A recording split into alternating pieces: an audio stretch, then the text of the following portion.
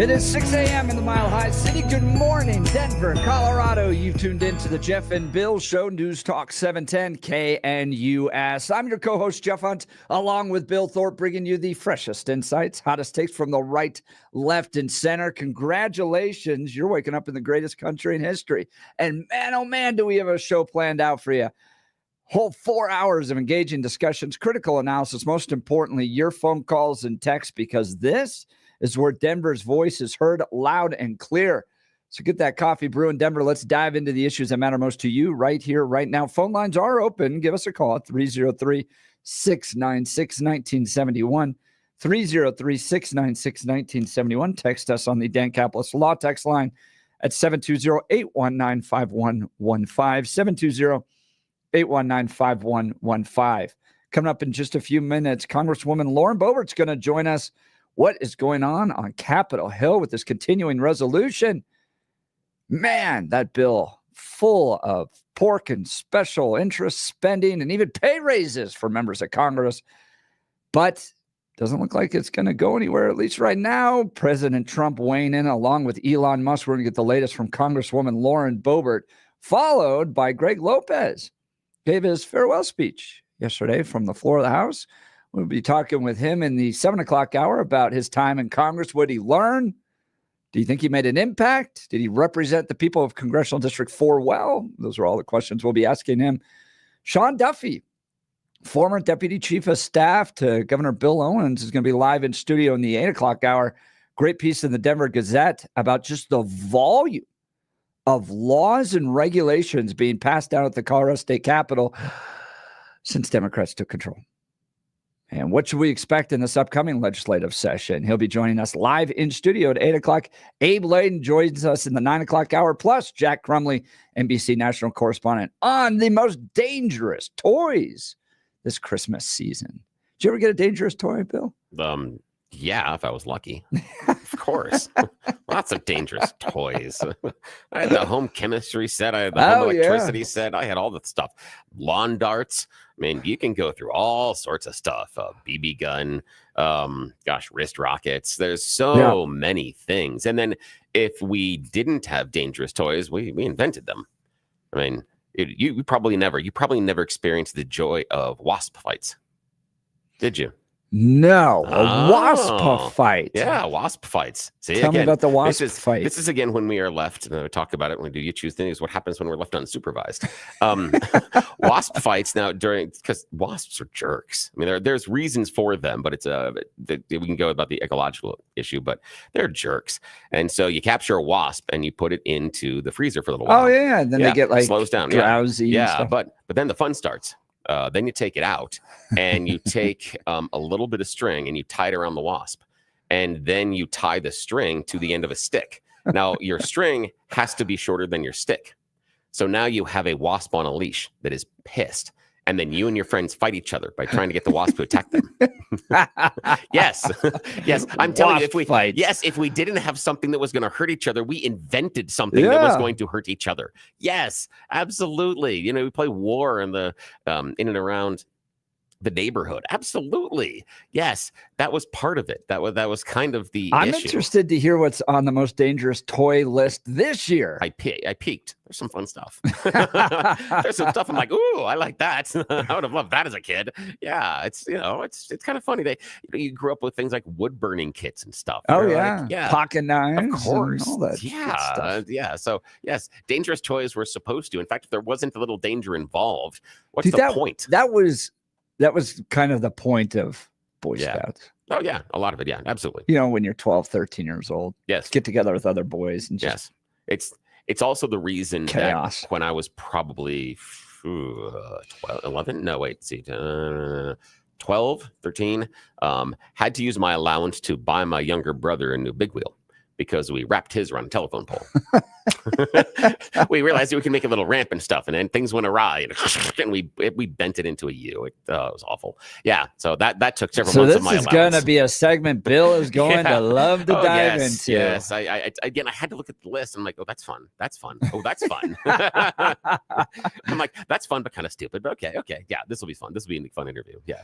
So that'll be a little bit later. The NBC National Correspondent Jack Crumley. So an absolutely jam-packed day. Lauren Boebert, Greg Lopez, NBC, Sean Duffy, Abe Laydon, maybe some other folks will be joining us. We'll see. Just tons of news as we wrap up this week before heading into Christmas. By the way, Bill's going to be out tomorrow visiting family and doing some stuff. Yeah, and so some stuff accomplished. So we're going to have a show takeover with Ryan Armagost, the Whip. That'll be nice. And we'll be talking with a whole bunch of House members as well tomorrow. Yeah. So and everyone gets a break from you. That'll be good. I mean, we're going to be finishing strong this week with lots of news-making interviews. You're not going to want to miss it. But first, speaking of news and comment with Blake Olson. Good morning, Blake. Hey, good morning, guys. I was cracking up when Billy was talking about lawn darts. I have stories on those. Yes. With four brothers. Yes. Oh my God! And the thing was, and Jeff, you know lawn darts. You know the game. Oh yeah. Okay, good. I just want to make sure I have a point of reference. Okay, continue, Blake. I make sure you have a point of reference. No. I was just laughing because the images that come back with my brothers and I with those. Oh, the thing is, yes, those things. Oh yeah, I mean, it's at first you would try to play the game, and so the idea is you have a hoop there, but then all your friends are standing near the hoop. So inherently, this is dangerous, and then it takes you about 3 times to throw them up in the air and try to hit the hoop and go, this is dumb. How about I just throw it at my friends? Right. Yes. Exactly. Wait a minute. What's the hoop for? This is dumb. I didn't even know the hoop was in there. Yeah. We used to have our friends hold the hoop and you tried to throw it through the hoop. So we were throwing them purposefully at our friends. Those things were awesome. We were idiots. Yes, we were idiots also. Yes. On 1327 Grace Peak Drive, man. There were a lot of things going on there. Our thing was bottle rockets into lacrosse shafts. Nice. Without that top on, you'd light them and drop them down and then aim and fire at them at people. We went a step further.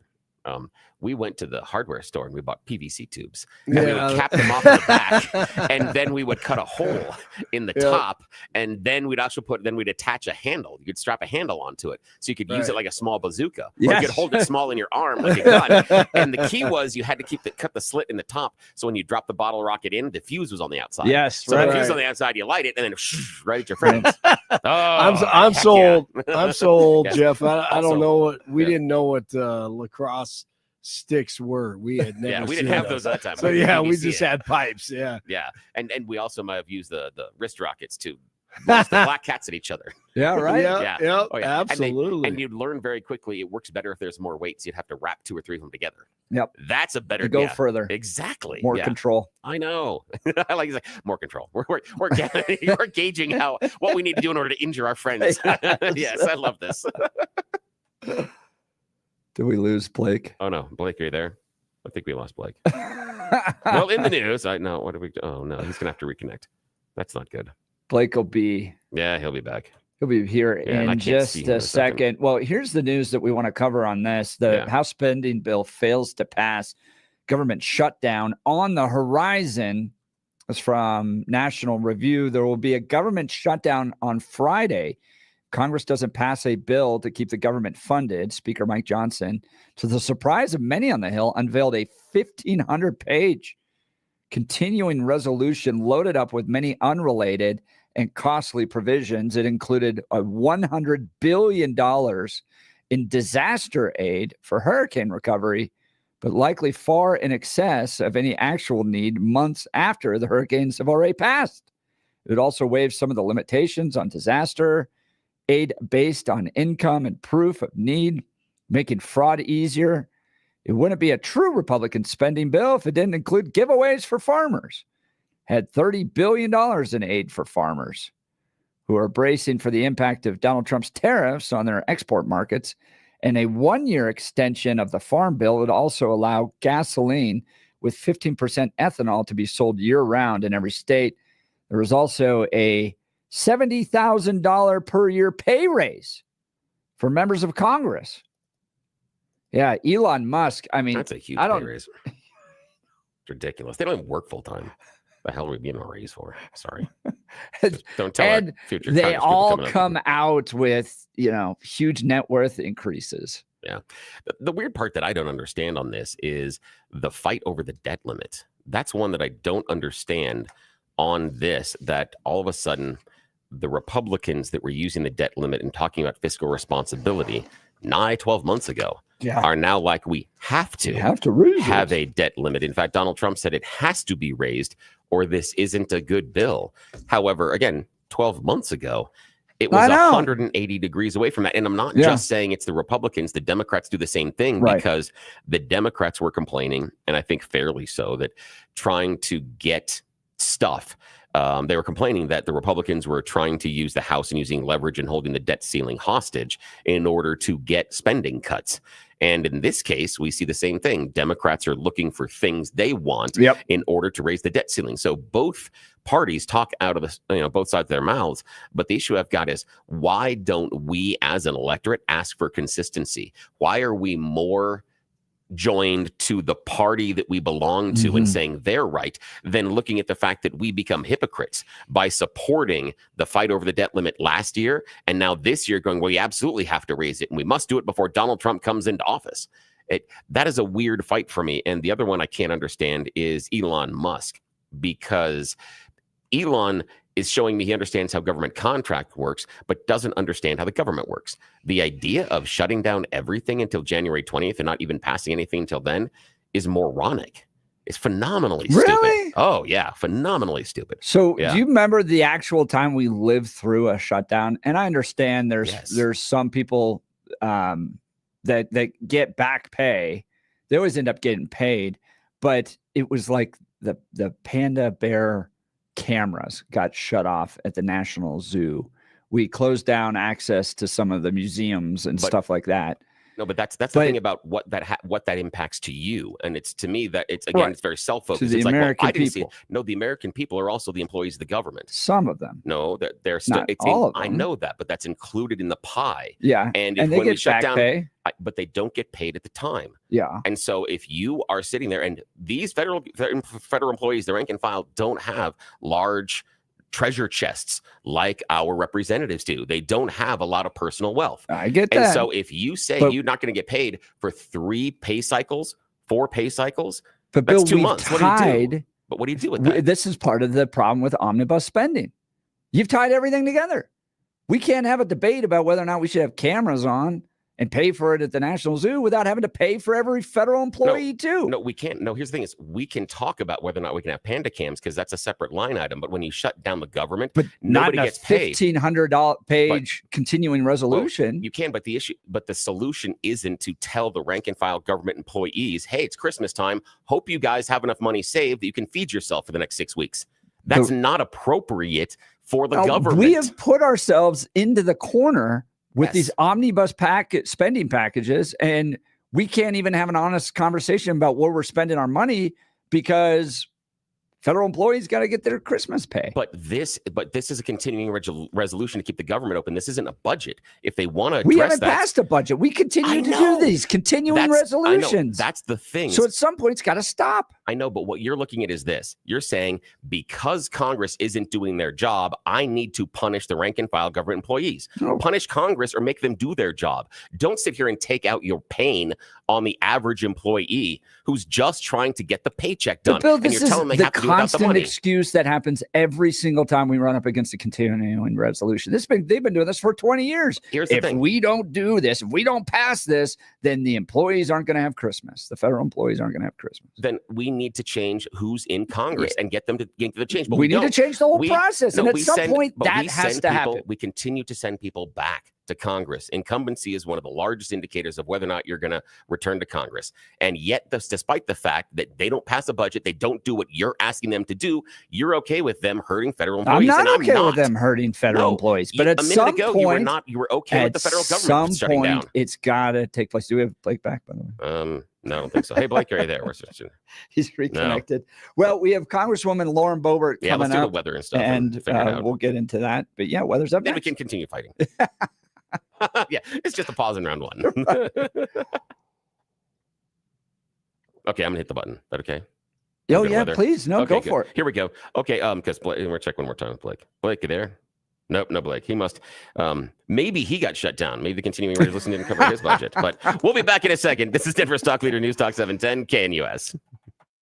Partly cloudy skies across the region today and mild. Denver and the Front Range will have a very quiet stretch of weather through the weekend and probably through Monday and Tuesday before we see a little bit of a weather system approach and move in on Christmas Day. In the meantime, expect a mix of high clouds and sun, breezy periods and mild. Highs today through Sunday, upper 50s to near 60 degrees. Overnight lows will mostly be 20s and 30s. Meteorologist Don Day in the 710 KNUS Weather Center. RockyMountainBargains.com, where you'll always pay half price. Why pay retail when you can get what you want at 50% off? Just go to RockyMountainBargains.com and save. Here's this week's featured item. $50 gift cards from Rodizio Grill in Inglewood and downtown. Get them now for half price. Get it now at RockyMountainBargains.com for 50% off. RockyMountainBargains.com, where you always pay half price. Restrictions apply. Go to RockyMountainBargains.com for complete details. Rocky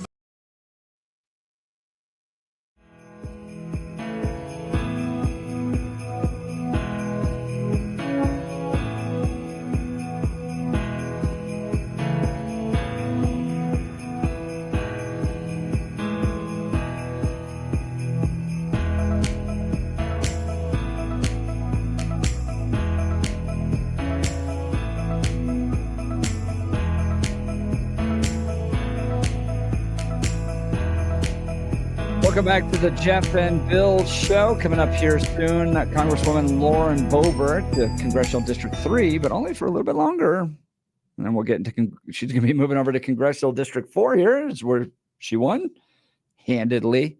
By the way, her Democrat opponent invited lots of times onto the show, never came.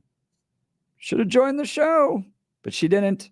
Congresswoman Lauren Boebert did a fantastic job and won her district. She'll be joining us here in just a second. I do want to talk to you about my friend Dan Caplis and Dan Caplis Law. I've known Dan for well over a decade. Dan is pro-life, pro-family, pro-America. That matters because who you choose to represent you in an injury case says a lot about you to everyone involved in the case. Dan Caplis is the son of a police officer and a former seminarian who's dedicated the last 40 years of his life to helping people who are hurt in serious motor vehicle crashes. By the way, in my poll, Dan Caplis is number 2 right now for Republican nominee for governor. What do you think? I think Dan would do a great job as it. But if you are stranded or stuck in an injury case and you need some help, Dan Caplis is the guy that can help you right now. But more than just being a great guy, he's a real winner in the courtroom. Dan is believed to be the only lawyer in Colorado history to win 5 straight multi-million-dollar verdicts in Colorado crash cases. Dan is also believed to have won the largest truck crash verdict in Colorado history. Dan Caplis Law is so trusted that they're the official law firm partner of the Denver Nuggets and the Colorado Avalanche. Dan Caplis Law is a serious firm for serious cases. Dan accepts righteous injury cases on a percentage fee basis. That means he can help represent good people from all walks of life without regard to ability to pay. So chances are you're not on the side of the road right now with a busted up car or a car accident or fall in an injury case. But when that happens to you, do you want to be scrambling to try to find Dan Caplis' phone number? No, of course not. So put it in your phone right now. It's just one more contact. Keep it in there.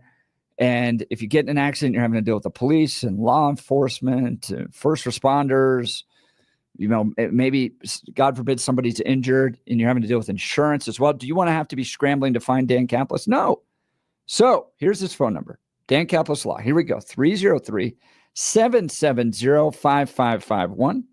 That's 303-770-5551 or hit dancaplisLaw.com.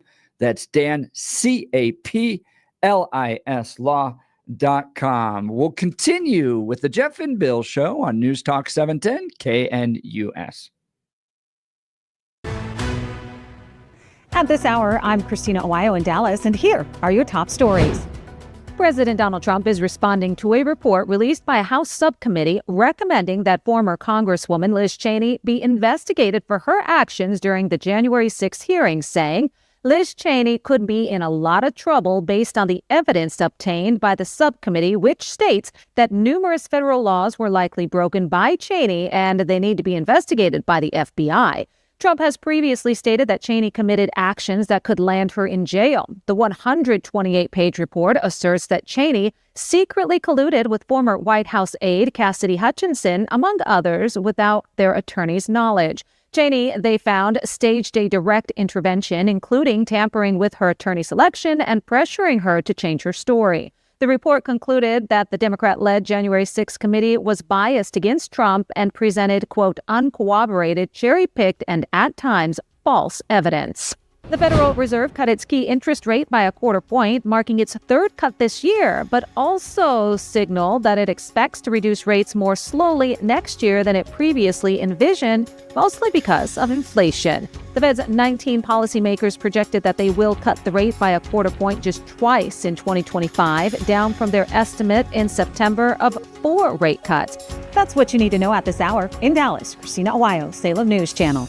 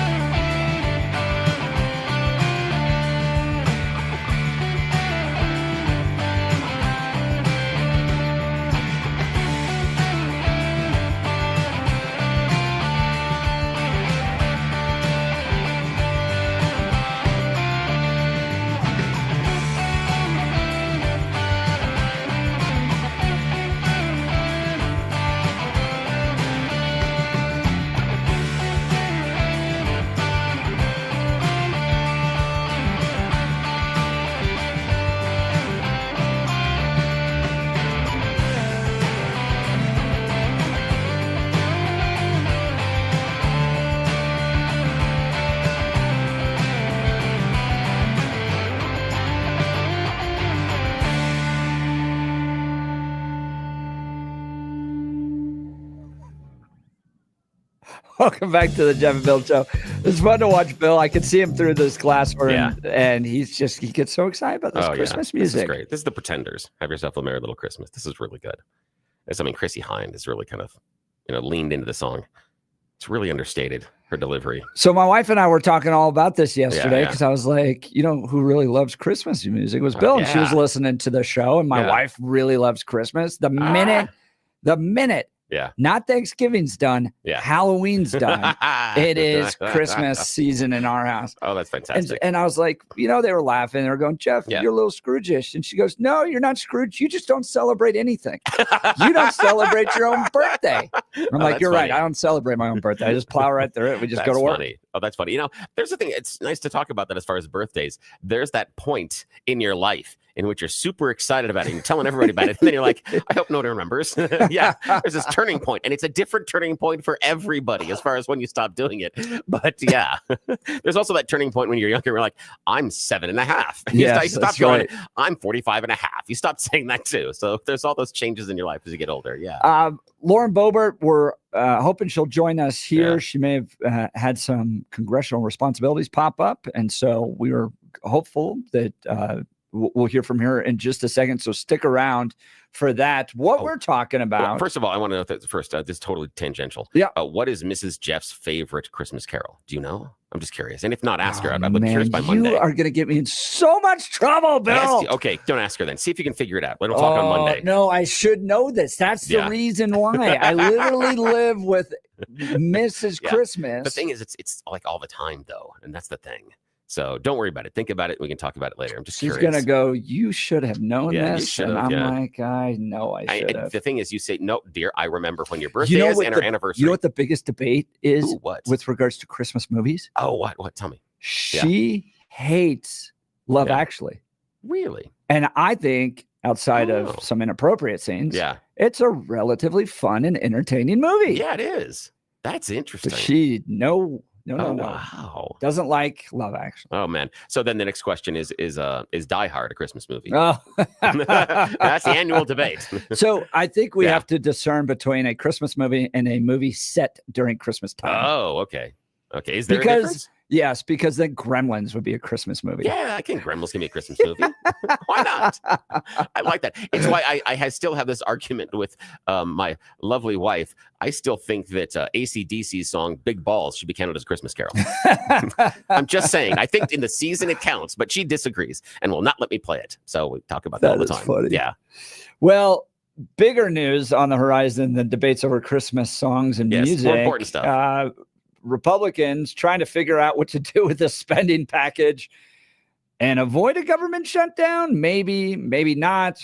House Republicans are working with President-elect Trump. Fox is reporting on a package, but a government shutdown might still be imminent. The revolt by conservatives and the sudden infusion into negotiations of President-elect Donald Trump, Vice President Vance, and Elon Musk has Speaker Mike Johnson and others struggling to find a way out of their political cul-de-sac and avoiding a government shutdown at 12:01 a.m. Eastern Time Saturday. Fox News is told that Trump's unexpected demand to tackle the debt ceiling in this package has complicated matters exponentially. Many conservatives won't vote for any debt ceiling increase, and Democrats are balking because Republicans reneged on the deal. Democrats have bailed out majority Republicans on every major fiscal bill this Congress. They appear to be done with helping Republicans. Moreover, there may not be enough time to avoid a shutdown, especially if a new bill is to be produced, and conservatives demand that it follow for 3 days before voting on it. So they want it to be able to be read for 3 days, which doesn't give them enough time. Yeah. So many members with whom Fox News spoke Wednesday night are now resigned to a very high chance of a government shutdown, perhaps one which bleeds through Christmas. There simply isn't a combination of votes that unlocks this puzzle yet. Yeah. So during Christmas, don't pay people. That's great. Great. What happened to, and it was Mary from Wyoming, they called in and reminded us, what happened to supporting the troops? Because they don't get paid in the government shutdown either. Eventually they do. I know, but they don't get paid. I mean, the idea that, we'll just pay you later. I mean, if your employer came up and said, I can't pay you now, but I'll pay you money 3-4 months. People file lawsuits over that. I know someone involved in a lawsuit currently, right. And for that's almost part six of, figures. But that's part of the paid. working for the federal government. You understand, assume that risk, but it's not like they don't ever get paid. It just gets delayed a little bit. And I understand. I'm not discounting the fact that for a majority of Americans that live paycheck to paycheck, that's incredibly tough. But my point being, we did this to ourselves because we won't discuss and debate budget line items. We put it all together in what's called an omnibus spending package. So we throw it all in there. Now that works in the benefit of Democrats because Democrats can do this type of thing. When we go, well, I don't want to vote for this because it puts $100 million towards Planned Parenthood, they go, well, you're not going to fund the troops. Well, but the GOP does it too because the GOP's been in charge in Congress over I the know. course, and so it's not just Democrats. I'm not. And okay, help me understand but the omnibus package benefits Democrats. I disagree. 100%. I think it benefits both sides. It benefits whoever's in power and whoever has the leverage at that point. But here's the question: if we shut down the government, does that mean that Congress is going to pass a budget? Because that's what we want to have happen. Right. We want to force them to the table. What I want to know is, how is this a corrective measure? Because I don't see this being a corrective measure because when they have to negotiate, they shut down the government. When they have to negotiate reopening it, they're not going to do a new budget. They're going to do either continuing resolution or omnibus package. They're not going to get you. I don't understand why they couldn't go, all right, guys, at this point, we got to get federal employees and troops paid. Because we're going to start with bill number 1 this way, and that's what we're going to fund first. How long will that take in Congress? Well, it should be pretty quick, don't you think? Not necessarily. You just said all the fighting back and forth. Right. So the issue being, how many bills are we going to run? Are we going to be running 500, 600 bills? So you're looking at shutting down the government for months. We do in our state legislature. I know, but you're talking about shutting down the government for months. It's not about the legislature. Not all the government. How many months? How many months is our legislative session? Why do you have to shut down all the government? Why couldn't you go, at this point, we want federal employees and troops. Bill number 1. We're going to do that. And then, we can debate $100 million for Planned Parenthood in March.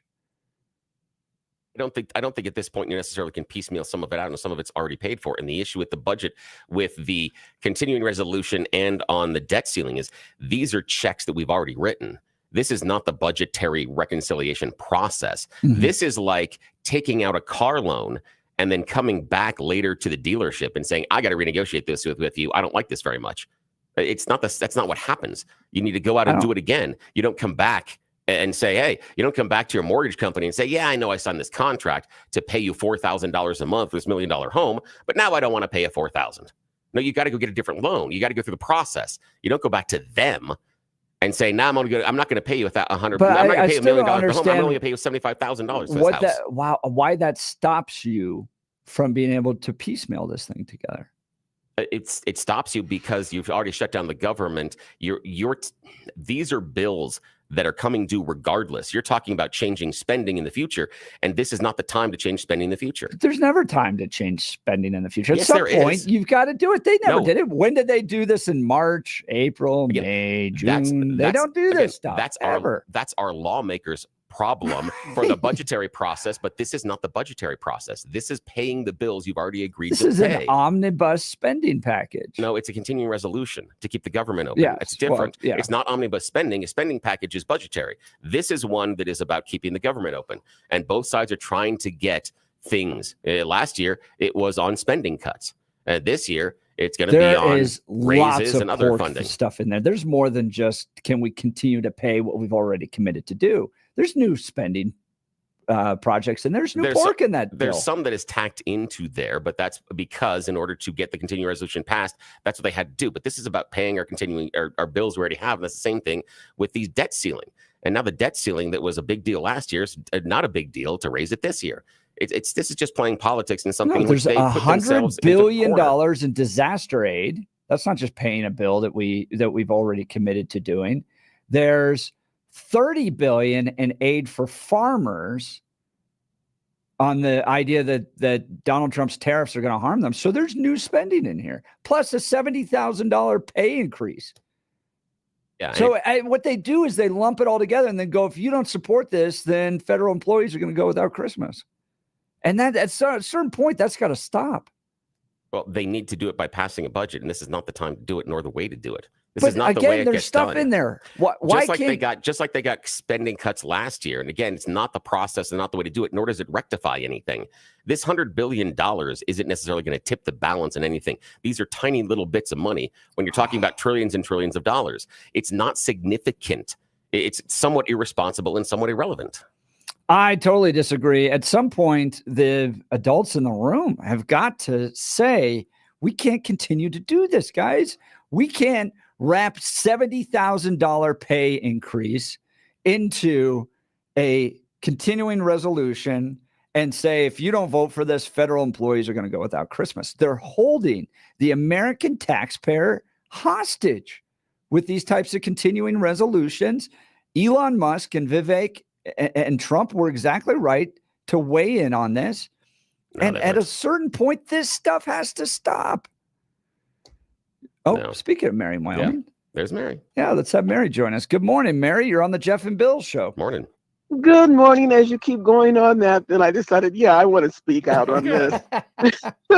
We love it. I'm frustrated. No, federal employees.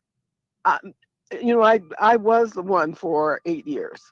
And you know something, when they found out I was a Republican, guess what? My boss, except for business, stopped speaking to me. Yeah, you were ostracized, I'm sure. Yeah. I'm just saying, no. Essential employees, yes. Non-essential employees, no, they should.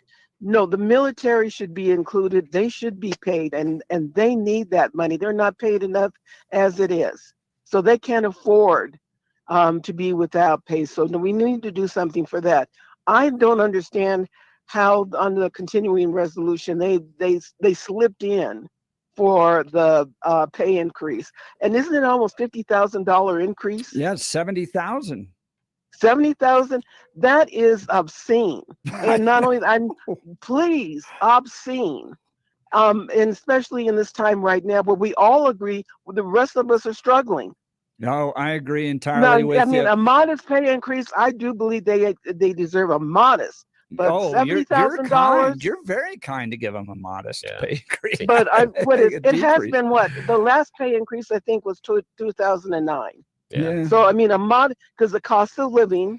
Well, do like they do Social Security. 3 point. What is it? 3 point. Yeah, 3%. What did we get? Right. Hey, Mary, can I put you on hold here real quick? We have joining us now Congresswoman Lauren Boebert to give us some insight on the spending bill. Congresswoman, thanks so much for joining the Jeff and Bill show. Good morning. It is great to be with y'all. I wish I was coming here with great news on how we're balancing the budget and appropriately passing bills to fund the federal government, but I don't think that's the case. Oh, I mean, give us a little insight to what happened here. Mike Johnson introduces this 1,500-page bill, which is a little surprising that he would be willing to do that. But then Trump and Vivek and Elon speak into it. Conservatives organize and oppose it. So give us a sense of what happened and where you think this is going to go. Sure. Well, the swamp's going to swamp, and leadership is going to continue to put out material like this if we don't stop it. And yesterday was the first time I've ever seen something stopped in the manner that it was. We didn't even vote on it. It was pulled from the floor because of the outrage on X by the American people. That was incredible. This is what I've been saying for 4 years, that when we're silent, we lose by default. This is why I inform my voters and beg them to say something about it. And yesterday proved exactly why I do that. But here's the deal. We've been negotiating with the speaker for weeks. And when I say we, that's me and my colleagues in the Freedom Caucus. And we have told him over and over again that he cannot load a continuing resolution with a bunch of pork, with a bunch of things that are not paid for. We cannot have just a show vote that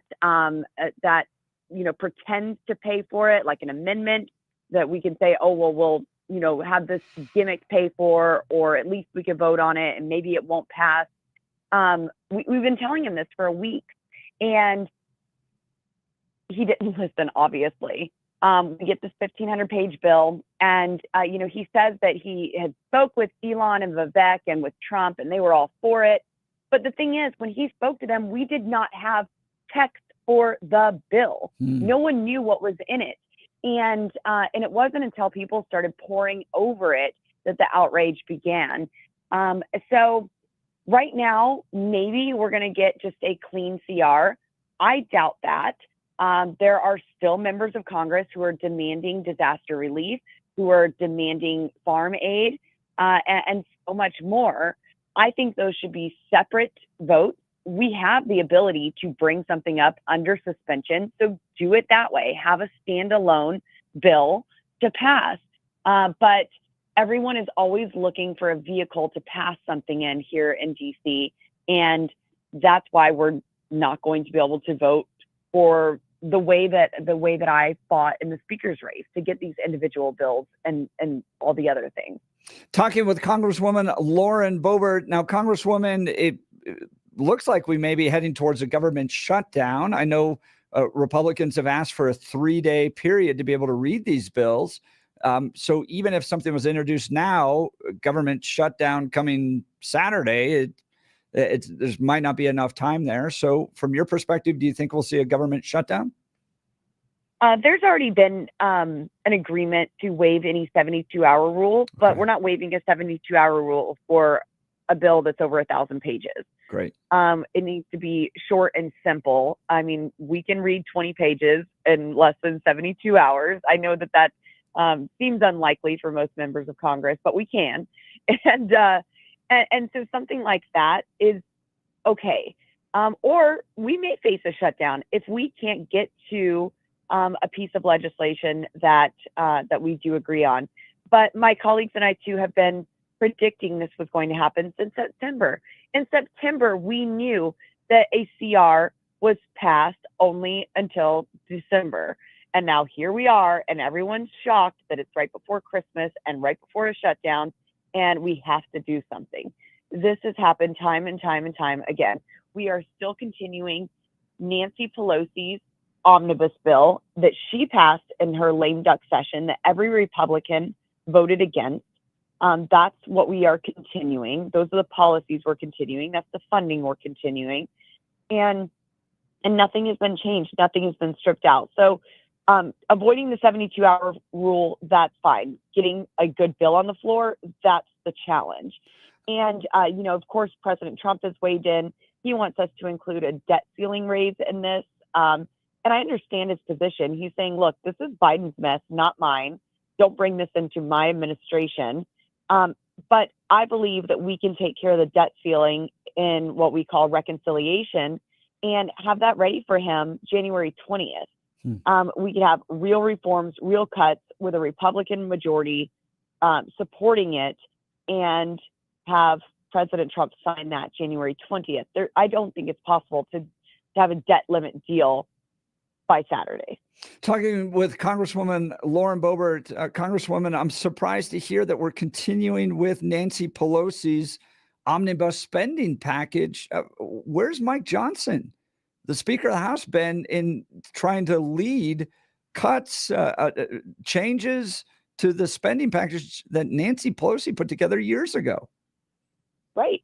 And where was Speaker McCarthy? I mean, this is all of Washington, D.C. But for 2 years now, this is what we've been passing. And this is why McCarthy was vacated. We were not supposed to have a CR. We were supposed to pass our 12 individual appropriations bills. I believe at that time we had passed 9 of them, and there wasn't an agreement on the rest. Okay, well, pass the 9, get those signed into law. Maybe we deal with the mini shutdown while we're negotiating the rest of these bills, or something to that sort. But he went ahead with the first continuing resolution, and that was the first time that we continued Nancy Pelosi's spending, and it's continued. No one has stopped with the CRs. Wow. Well, we sure are grateful for your leadership there. Thank you for taking time to update our audience. Congresswoman Lauren Boebert, keep up the great work. Thanks so much, Jeff. Bye. All right. Give us a call. Tell us what you think about this. 303-696-1971 or text us on the Dan Capitalist Law text line 720-819-5115. Seems to be that Congresswoman Boebert frustrated with her own party's leadership on this and willing to talk about that. And that's the weird part is that the GOP's been in charge for 2 years and they're like, nothing we can do. I'm sorry, I'm throwing the BS flag. There's nothing. What do you mean? I agree with you on that, Bill. How many parts of the government do you need to control in order to be in charge? Yeah. And they have all three right now. They had three. Well, and Democrats to her had all point, three. That's what led to Speaker McCarthy's being vacated out of his seat. So we'll continue the conversation. You're listening to the Jeff and Bill Show. This is Denver's Talk Leader News Talk 710 KNUS. RockyMountainBargains.com, where you'll always pay half price. Why pay retail when you can get what you want at 50% off? Just go to RockyMountainBargains.com and save. Here's this week's featured item. $50 gift cards from Rodizio Grill in Inglewood and downtown. Get them now for half price. Get it now at RockyMountainBargains.com for 50% off. RockyMountainBargains.com, where you always pay half price. Restrictions apply. Go to RockyMountainBargains.com for complete details.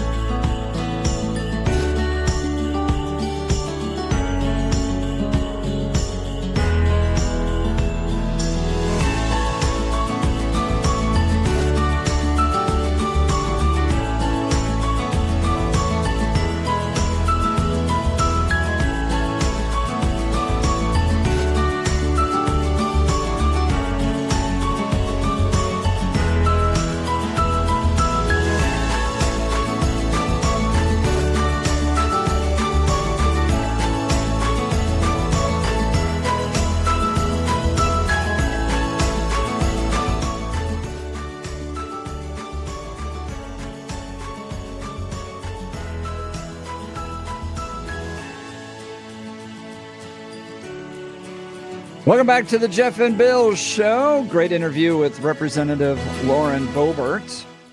Strong words for Speaker Mike Johnson. Yes. Not willing to just go, well, it's all the Democrats. She goes, no, we've had 2 years to be able to address this, and we just keep passing these stupid, dang continuing resolutions. That's fair. Even hinting that the first guy lost his job because of this very same thing. Yeah. So, and then after the first guy lost his job, they continue to do the same thing. I mean, that's the dumb part about this. Wouldn't you love these jobs to just be able to fail up? Oh, absolutely. That was Kamala Harris. Yeah, a lot of them do. I mean, it's ridiculous. They can't do the basic functionality of their job, yet they keep going back to go, I got to fight more. What? Just reelect me this time. I'll really get it done. I really promise. Let's do You Choose the News, Bill. Yes, let's see if we can take our own radio careers in our tiny little hands. This Speaking is what of we failing call, up. Yes, You Choose the News, America's favorite fake radio news game show. We've scoured the interwebs for mere moments this morning for really dumb stories about us humans, giving them even more ridiculous headlines to play this fake radio news game show. I am not certain if Blake Olson can join us at this portion of the morning. Blake, can you hear us, my friend? No, Nope. we cannot. I think he's breathing, though. So, no, we're going to pass on Blake joining us on this one. Here's how we do it. Dumb stories, stupid headlines, and nobody knows. So, shh. All righty. Jeff Hunt, unfortunately, making all the choices today. It is unfortunate. Let's make sure that Blake, can you hear us? Nope, no Blake. I'm really worried about that because in case he curses, because then I have to run down the hall. We don't want to talk about that today. That was an adventure for yesterday. All righty. Here are headlines. Headline number 1, Winnie's Revenge. Headline number 2, Mewtwo can have a life of crime. Headline number 3, no, you're fake. And headline number 4, a picture is worth 1,000 words. Let's do Winnie's Revenge. Winnie's Revenge. Here we are traveling to the wonderful state of Virginia. Recently, Winnie the Pooh got a little skin. What happened recently is 58-year-old Lester C. Harvey was out bear hunting with his friends. They shot the bear after they chased it up into a tree. It fell out of the tree and landed on him and killed him. So he was bear hunting with his friends. Yeah. They chased the bear up the tree, shot it. I go, died. look, man, that's the cycle of life. You're going to go, that's the And Serengeti right there. Yeah, you go out there, and smash sometimes, right on top of them. Yeah. Sometimes it doesn't work out so well for you. What? You're holding a gun. Why are you so close to the tree? You're not shooting arrows. You're not poking with a stick. Straight up. I don't understand. Why would you stand near the tree? Oh, well, never mind. Okay. That's why they don't take me hunting. All righty. Let's see. Blake Olson. Nope, no Blake. Alrighty, you get to choose the second one. Mewtwo can have a life of crime. No, you're fake, or a picture is worth 1,000 words or charges. Picture is worth 1,000 words. Yeah, picture's worth 1,000 words or maybe some charges. Recently, Google Maps Street View helped police in Spain solve a murder. More than a year ago, the investigation started, and the issue was that basically there was a missing a wife that had been missing since last November. Details were very scarce and nobody knew the whereabouts. Long investigation. They were then browsing some old Google Street View images and they caught a man putting a very bulky white plastic bag in the trunk of his car at the time. After doing some more investigations, the car belonged and tapped the suspect's phone, found out he lived with the Cuban wife of the missing man. And after months of listening to the couple's conversations, they were arrested and charged in connection with the crime. That's almost Minority Report level. Yes, it is. Yeah, because they were watching it and you they can figured go it out. back to Google. I know, and find it.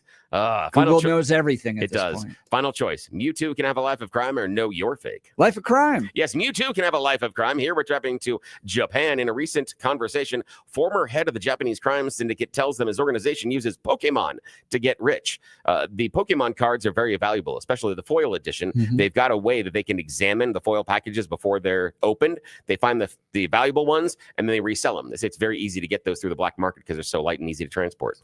They're using high-priced Pokemon cards to fund crime. Tell that to Pikachu. All righty, that's the end of it, man. Back to you. All right, we'll continue. Greg Lopez is up next. You're listening to the Jeff and Bill Show. We are Denver's talk leader, News Talk 710 KNUS.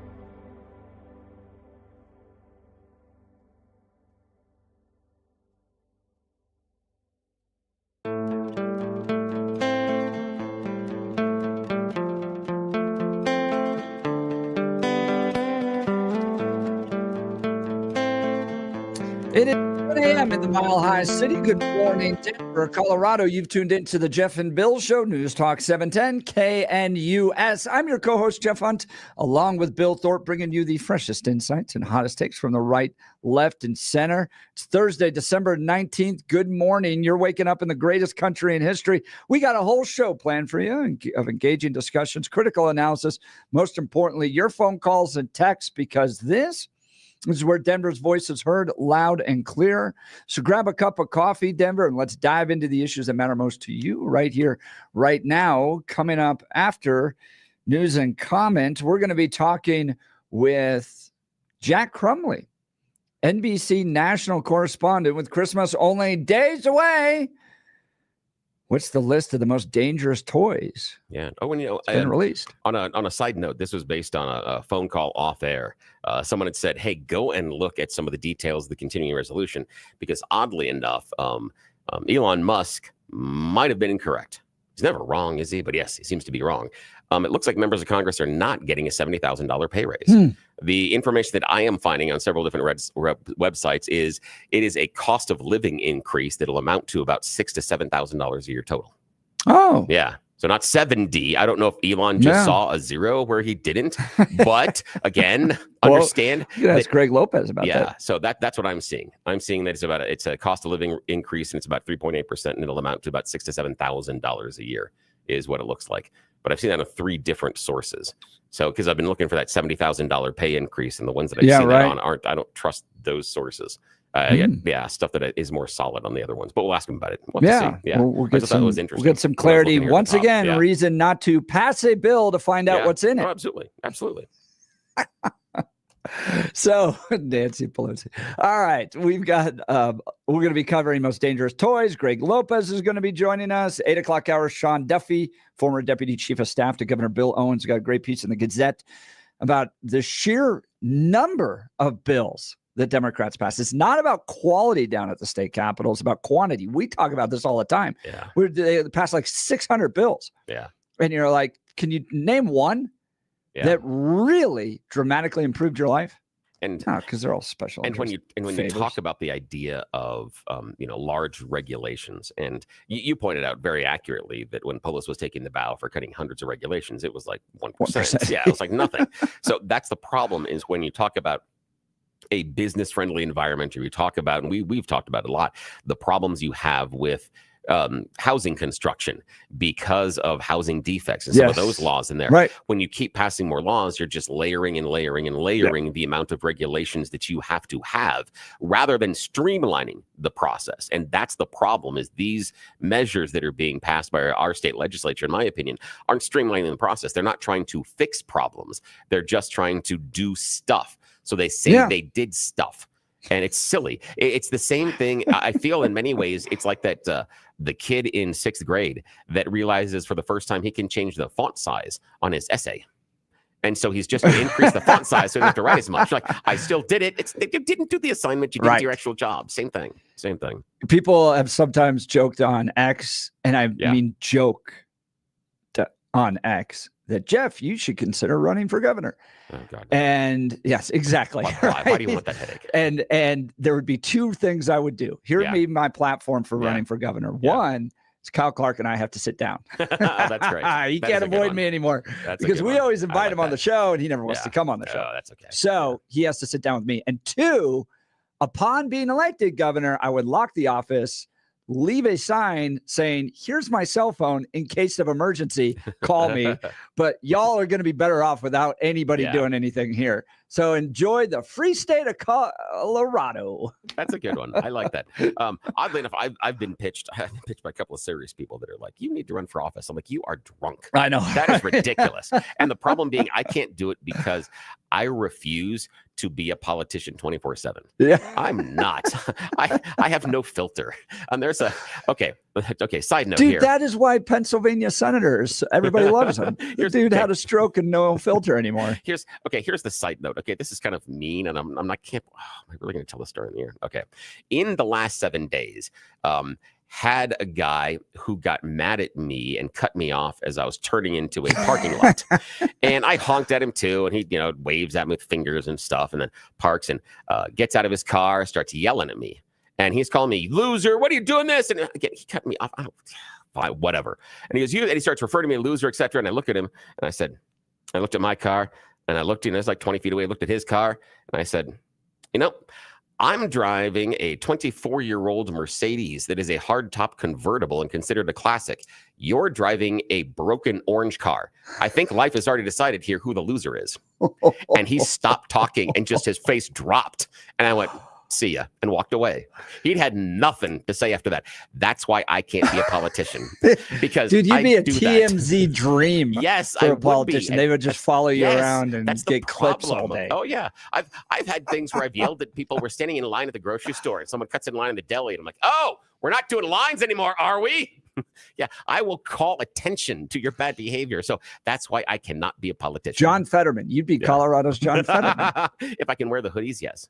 Yeah, see, it's not such a bad gig. If I can do that, if I can wear the Carhartt hoodies all the time, honestly, it'd be better than Jared Polis doing a stupid Feliz Navidad dances. Yes, that would be yeah, and I can dance better than that too. I'm telling you, I can dance. John Hickenlooper driving his little scooters around. Come on, we could take a step up with Billy and Mike Johnston doing his little bike to work thing. Yes, you're like, you don't know what you're doing, and you watched it, and you're like, that's not. Oh well, yes. That's why I can't be a politician. My first speech is relegated to talk radio, Bill, for the rest of our careers. That's okay. We just get to make fun of politicians. I'll take that as a badge of honor. Well, look, are you going to start the new year dealing with the same old joint pain, losing sleep, not able to take walks, or do what you love because of your knees or hips hurting all the time? Guys, let's not start 2025 this way. Take action now. Get the pain relief you deserve. You got to give QC Kinetics a call, all right, and say goodbye to shoulder and back pain.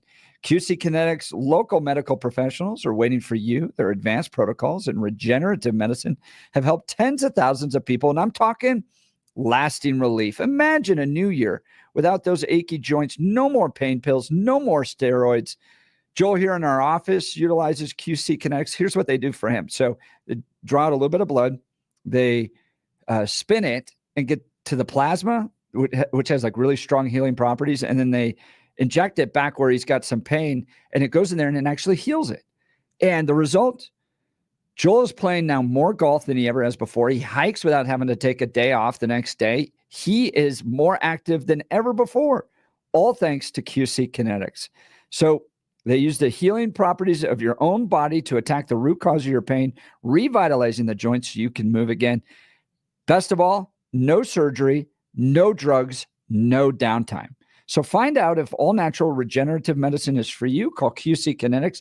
Consultation's totally free, and you can use your HSA and FSA dollars. Live your best life in 2025 and get started now. Here's the phone number, 303-900-8986. That's 303-900-8986 with locations in Aurora, Superior, Highlands Ranch, and the Springs. So there's one near you. Go check out QC Kinetics. You probably have some time coming up. You can get off a little bit of work and get this done, and boom, you're right back out there making it happen. All right. We have Jack Crumley coming up in just a second with Christmas's Most Dangerous Toys. You're listening to The Jeff and Bill Show. We are Denver's talk leader, News Talk 710 KNUS. RockyMountainBargains.com, where you'll always pay half price. Why pay retail when you can get what you want at 50% off? Just go to RockyMountainBargains.com and save. Here's this week's featured item. $50 gift cards from Rodizio Grill in Inglewood and downtown. Get them now for half price. Get it now at RockyMountainBargains.com for 50% off. RockyMountainBargains.com, where you always pay half price. Restrictions apply. Go to RockyMountainBargains.com for complete details.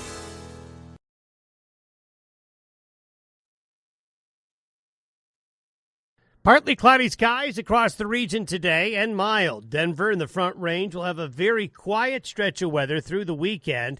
and probably through Monday and Tuesday before we see a little bit of a weather system approach and move in on Christmas Day. In the meantime, expect a mix of high clouds and sun, breezy periods and mild. Highs today through Sunday, upper 50s to near 60 degrees. Overnight lows will mostly be 20s and 30s. Meteorologist Don Day in the 710 KNUS Weather Center. The list of the most dangerous toys has been released. National correspondent Jack Crumley is going to run down the list for us. Jack, thanks so much for joining the Jeff and Bill Show. Hey, good morning, guys. Thanks for having me on. All right. So what are the cool toys they got on this list here? Yeah, the ones that I got to put on my list. Yeah, they make this list so kids know what the coolest toys are, so they know that they're cool for using them. So this is from the group Watch, World Against Toys Causing Harm. This is a nonprofit group. They've been doing this for 52 years. This is their 52nd annual 10 worst toys of the year. They don't say dangerous, although there are a lot of warnings that are associated with this list. It's not ranked in order from like 1 to 10 getting into the worst. It's just the 10 worst in general. But at the top of the list is a toy Colt 45 pistol from, I guess, a company called Pinov. It's a difficult name to pronounce.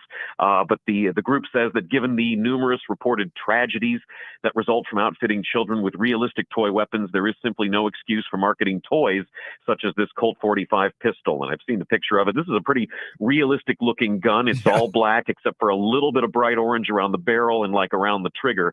And it shoots both like suction cup darts, and also there's like a little magazine chamber to shoot some plastic rubber type bullets.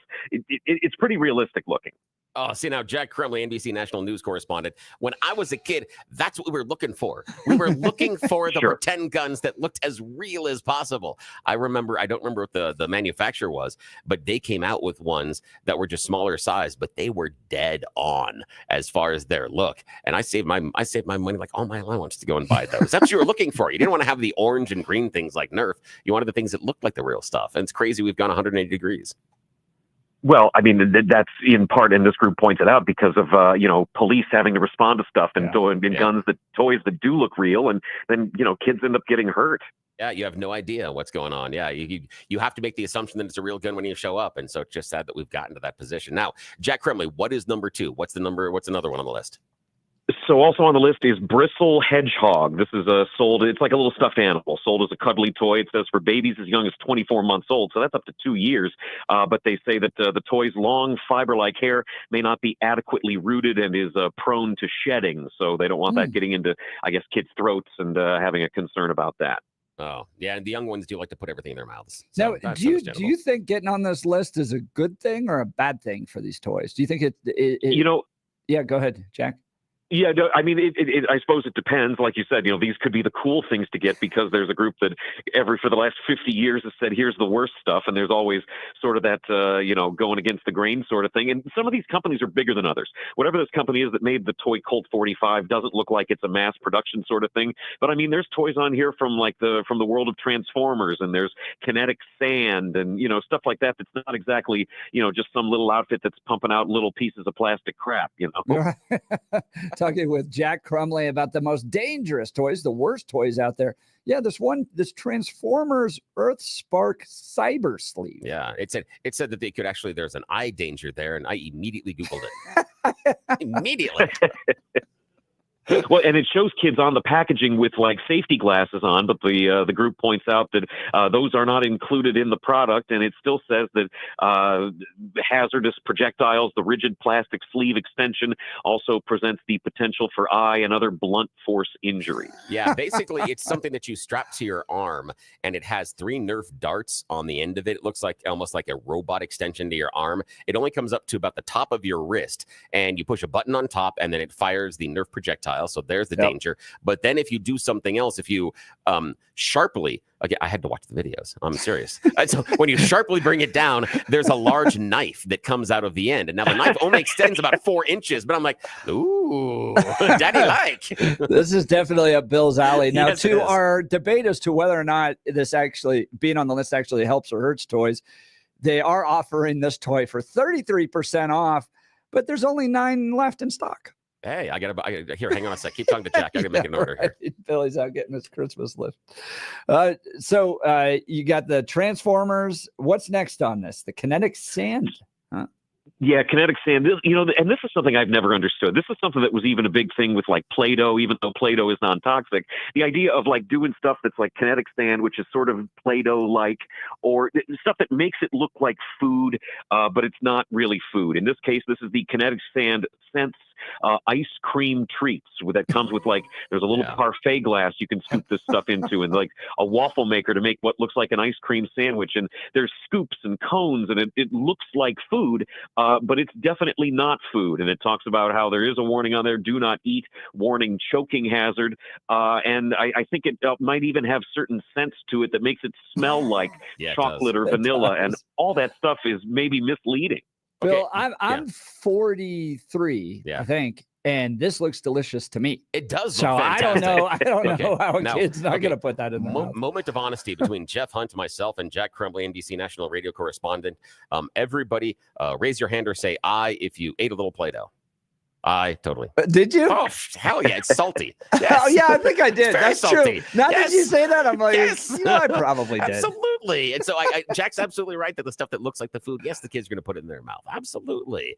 So, Jack, what else is on the list? Mixed messaging. Yes. So what else? What else is on there?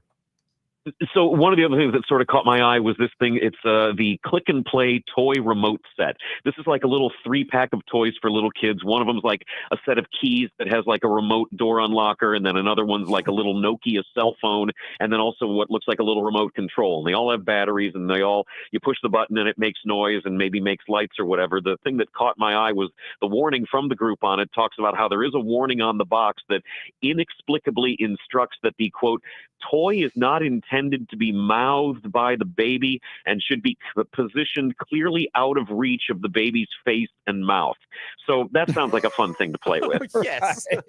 Oh, that's just fantastic. Now, again, people that are, that are longtime parents will understand, and I don't know if you have kids or not, Jack, but you'll understand that there's a point in which the toys that make the noise. And there is this, I would say, kind of a choice dynamic that you go through when you're buying Christmas gifts for your friends' children. And it's a real kind of barometer of how much you like them. Because if they've been kind of a pain in the ass this year, the louder toy, the better. The more the thing will just go blah, blah, blah, blah over and over at 4 o'clock in the morning. That's the toy you buy the friend that's been a pain in the ass this year. You buy the thing and speaking of that, they have a xylophone on this list. I saw that because it has a little stuff on it. Zoo Jam's doggy xylophone, which looks like sort of a little wiener dog that has a xylophone built into its back. And the group talking about how the concern on this is that there aren't any warnings about the slender, rigid, approximately 8-inch long drumstick handle, which can potentially be mouthed and block a child's airway. Yeah, which again is a lack of imagination, because everybody that has had one of those xylophones knows exactly what you do with the mallet. You hit your siblings. It's a complete lack of imagination. And then there's one that's really cool that made the list: the X-Shot Skins Dread Blaster Poppy Playtime. Yeah, this is, it's another one of these like toy gun types. This one is not very realistic looking outside of the fact that, it looks like a fat pistol with like some cartoon imagery on this. This is sort of more of your boilerplate, like, don't aim this at your brother's eye because it's, apparently the dart shoots out with enough force that it really could cause some injury.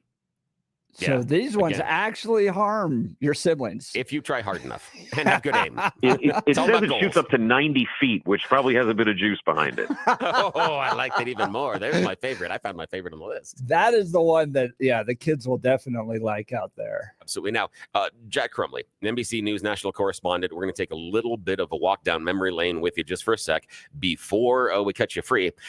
As a child, what was the most dangerous gift you ever received at Christmas time? What's the one looking back, you're like, I can't believe they let me play with that? I don't know. I don't really have any memories of getting anything that was anybody that talked about playing with toy guns or whatever doesn't necessarily think of anything as all that dangerous. Mm-hmm. I don't recall having a thought of like, what the heck were my parents thinking? I played, I'm your age, I'm 43. I played with a lot of He-Man and G.I. Joe growing up. Oh, see, you guys, I'm a little bit older, and you missed the real danger area where we got chemistry sets and wood burning kits and lawn darts. We were talking earlier about lawn darts. They would give you a hoop, and you're supposed to throw it up in the air and try to get it down into the hoop. But of course, all your friends were standing around the hoop, and it took you about 5 minutes to figure out. No, it's more fun if your friend holds the hoop and you William tell them. And so there may be some and that dart weighed about 6.5 pounds with a big metal spike on the end of it. Oh, some happy childhood memories in the Thorpe household for that one. Oh, well, Jack, thank you so much for your time today. We hope that we have educated our audience to either choose the absolute best toys of the holiday season or the worst toys possible. I think we gave them a list of things. Yes. We'll post this on x.com/Jeff Hunt. But Jack, this was a fun walk down memory lane and hopefully some guidance on what could make for really cool toys this upcoming Christmas. Thanks, fellas. I appreciate it. Have a great day. See you. Jack Chumley with NBC National News. Yeah, those are. Yeah, I love. They're not really that dangerous. No, again, you know, the hedgehog because the hair could fall out. I mean, I understand it because the kids mouthing it all the time. The babies. The thing for me is the idea of the babies don't necessarily have as much self-control where you have the younger kids. Yeah. And yes, you're going to shoot the Nerf darts at your friends and everything. If you got to dodge out of the way. And I'm sorry if I hate to say that, but you know, if the kid shows up with an eye patch in 4th grade, well, there's a lesson. And we're talking about it. You know, I don't think he's got permanent blindness. But I mean, and this goes back to what was that movie? You're going to put your eye out, kid. Yeah, it is a Christmas Story. Christmas Story, yeah, with Ralphie. Yeah, and that was made in what? The 80s or something? Yeah, and then here's the trivia question though. Ralphie, the Red Ryder BB gun that he gets, there is something that is a survival tool that is in the stock of the BB gun. Really? If you remember the movie at all, do you remember what it is? No, it's a compass. There's a compass on the inside of that. Yeah, there's so many things. I remember seeing that Red Ryder BB gun. Yeah. And then also with Ralphie, do you remember when his mom is going to wash his mouth out with soap? He thinks something bad is going to happen to him. Do you remember what he thinks is going to happen? He thinks he's going to go blind. Yeah. It's just, I love that movie. I love that movie. Someone got Chinese throwing stars. Hell yeah. You're my people. Yes. You and I both. And then they went on to say, Bill still eats Play-Doh today. Yeah, maybe yesterday. It is salty, right? It is. I didn't remember it until you described the taste, and then I went, "Yep, exactly. I remember that taste." Of course, yes, of course. I didn't say that I made a large number of smart decisions. Yes, boy. You guys have listened to me long enough and understand the injuries. When I talk to you about balanced wall space and the stuff that goes wrong with me, you understand. I made a series of tragic decisions at portions in my life, and my parents had to deal with it. Yeah, it's fantastic. Well, we're going to get back into, speaking of dangerous toys, what's happening at the U.S. Capitol and the spending bill and where they want to put money and what's going to happen. Are we going to have a government shutdown? We just wrapped up with Lauren Boebert. Greg Lopez is up next. We'll dive into all of this. You're listening to The Jeff and Bill Show. This is Denver's Talk Leader News Talk 710 KNUS. RockyMountainBargains.com, where you'll always pay half price. Why pay retail when you can get what you want at 50% off? Just go to RockyMountainBargains.com and save. Here's this week's featured item. $50 gift cards from Rodizio Grill in Inglewood and downtown. Get them now for half price. Get it now at RockyMountainBargains.com for 50% off. RockyMountainBargains.com, where you always pay half price. Restrictions apply. Go to RockyMountainBargains.com for complete details. Rocky Mountain. At this hour, I'm Christina Owayo in Dallas, and here are your top stories. The parents of 17-year-old Peyton McNabb are breaking their silence after a transgender volleyball player on the opposite team spiked a ball into their daughter's face with such force that it knocked her into the ground, caused brain damage and paralysis in her right side, ending her dreams of a college scholarship. The devastated couple are now warning other families to pull their kids from games if biological males are on the court. Peyton and her parents are sharing their story in the new documentary, Kill Shot: How Peyton McNabb Turned Tragedy into Triumph. Everybody talked about it. Everybody knew something was going to happen. Something was going to happen, and it did, and I was mad. Bitcoin's soaring value has caught the attention of high-end fashion brands and retailers, sparking interest in offering cryptocurrencies as a new way to pay in order to tap into the pockets of wealthy people and build loyalty with crypto investors. Until recently, only a handful of luxury brands, including LVMH, watch labels, Humboldt and Tag Heuer, as well as fashion brands Gucci and Balenciaga, have experimented with accepting crypto payments. In recent weeks, upscale French luxury department store Printemps announced it was teaming up with the world's largest crypto exchange, Binance, and French financial tech company Lizy to accept cryptocurrencies in its stores in France. In Dallas, Christina Aguayo, Salem News Channel.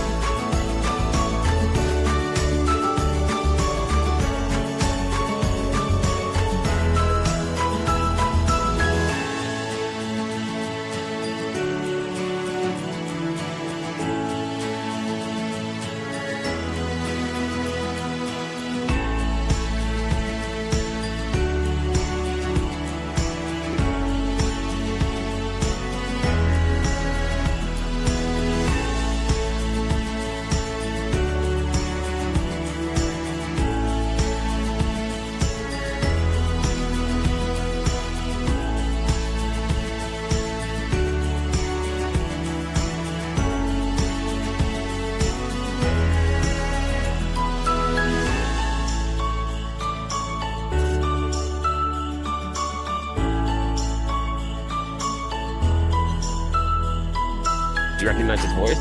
No. Ah. This is Barry Manilow. No, it's not. Yes. This is Barry Manilow doing Jingle Bells. Yeah. Yeah. Wow. I In his know. younger days? Yeah. Okay, Yeah, I I'm was going telling to you, say, he had a lot deeper. Oh, yeah. I'm telling you. Yeah. I get obscure with these things. You but again, do. this is a good traditional song, but this is a lot of fun. I This think is one you of the would fun. choose to live in a Hallmark movie if you could. No, because too predictable. I like chaos. I'd probably live in one of those like Christmas horror movies. That's a problem. That's funny. Like Violent Night, something like that. That'd be the problem. Oh, Bill, full of surprises. All right. Yesterday, powerful speech given on the floor of the House of Representatives as Greg Lopez wraps up his time in Congress. Listen to this speech.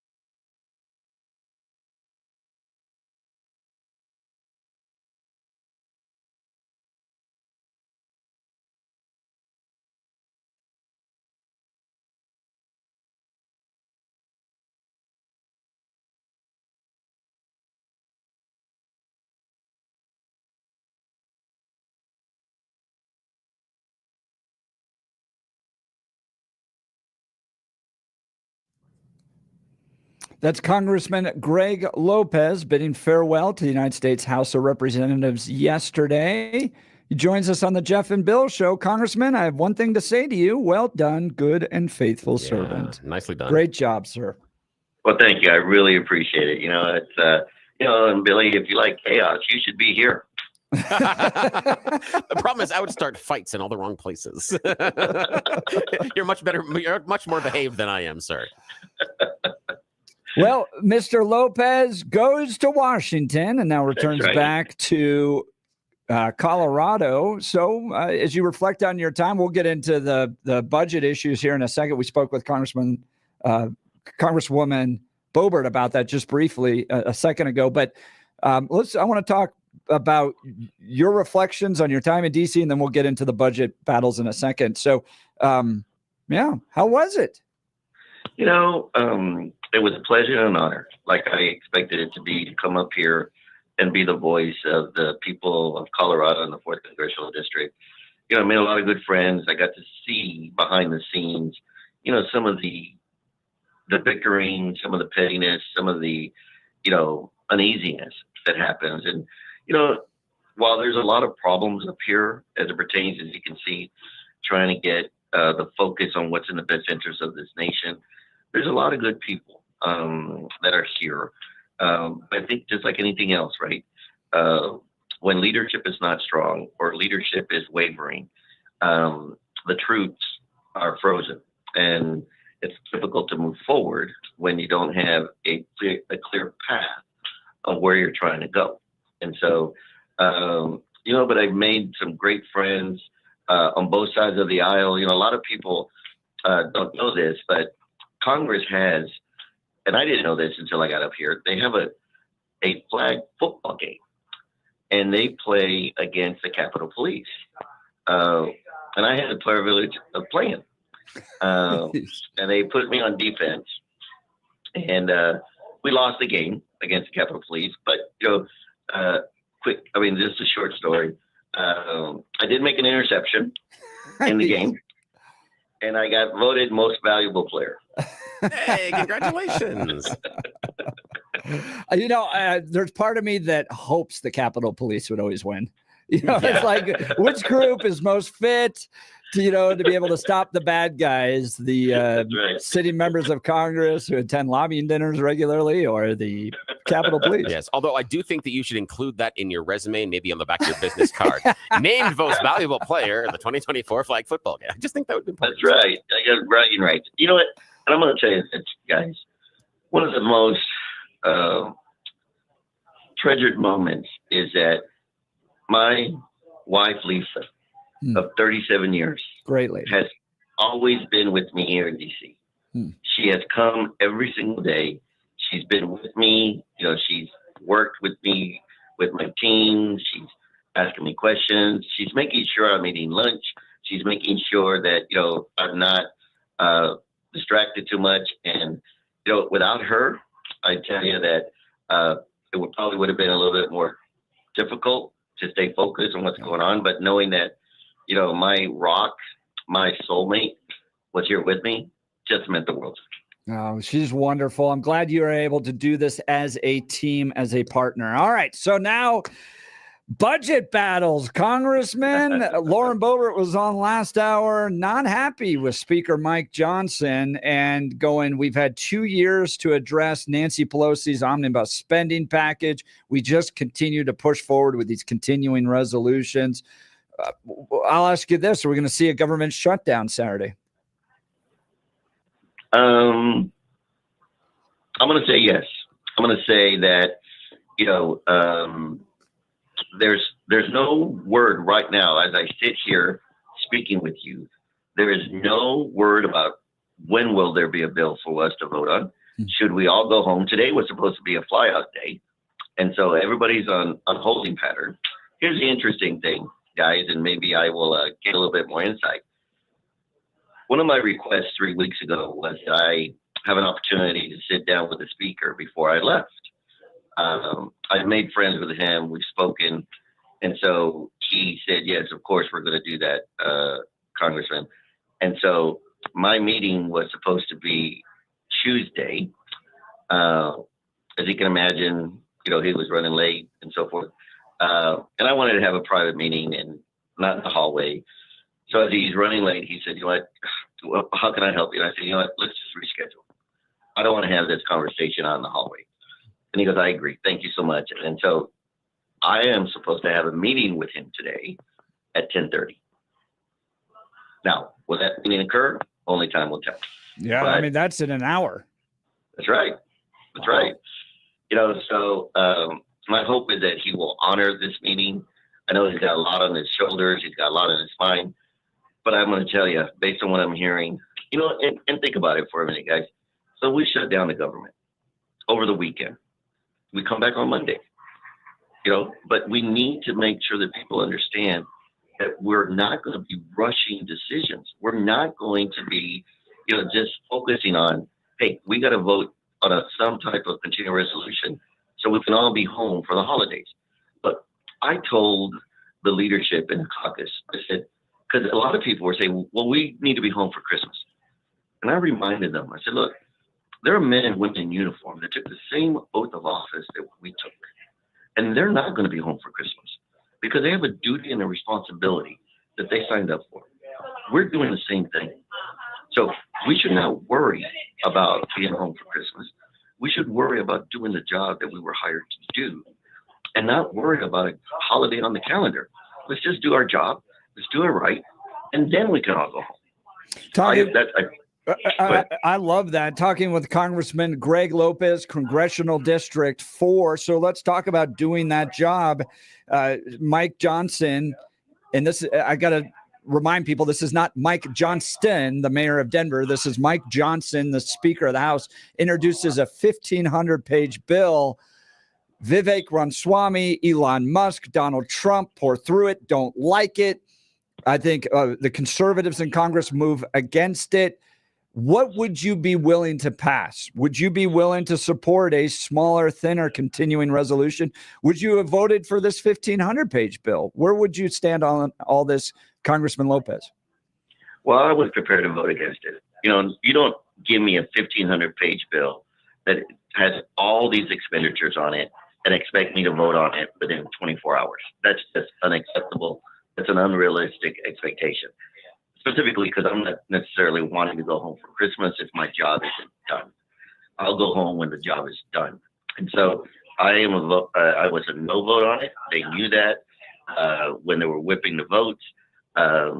Would I vote on a clean CR? First of all, I need to see what that means. What does a clean CR mean to them? I would like to see at least a cut, a 1% cut, whatever we're going to do for the next 45 days or 90 days.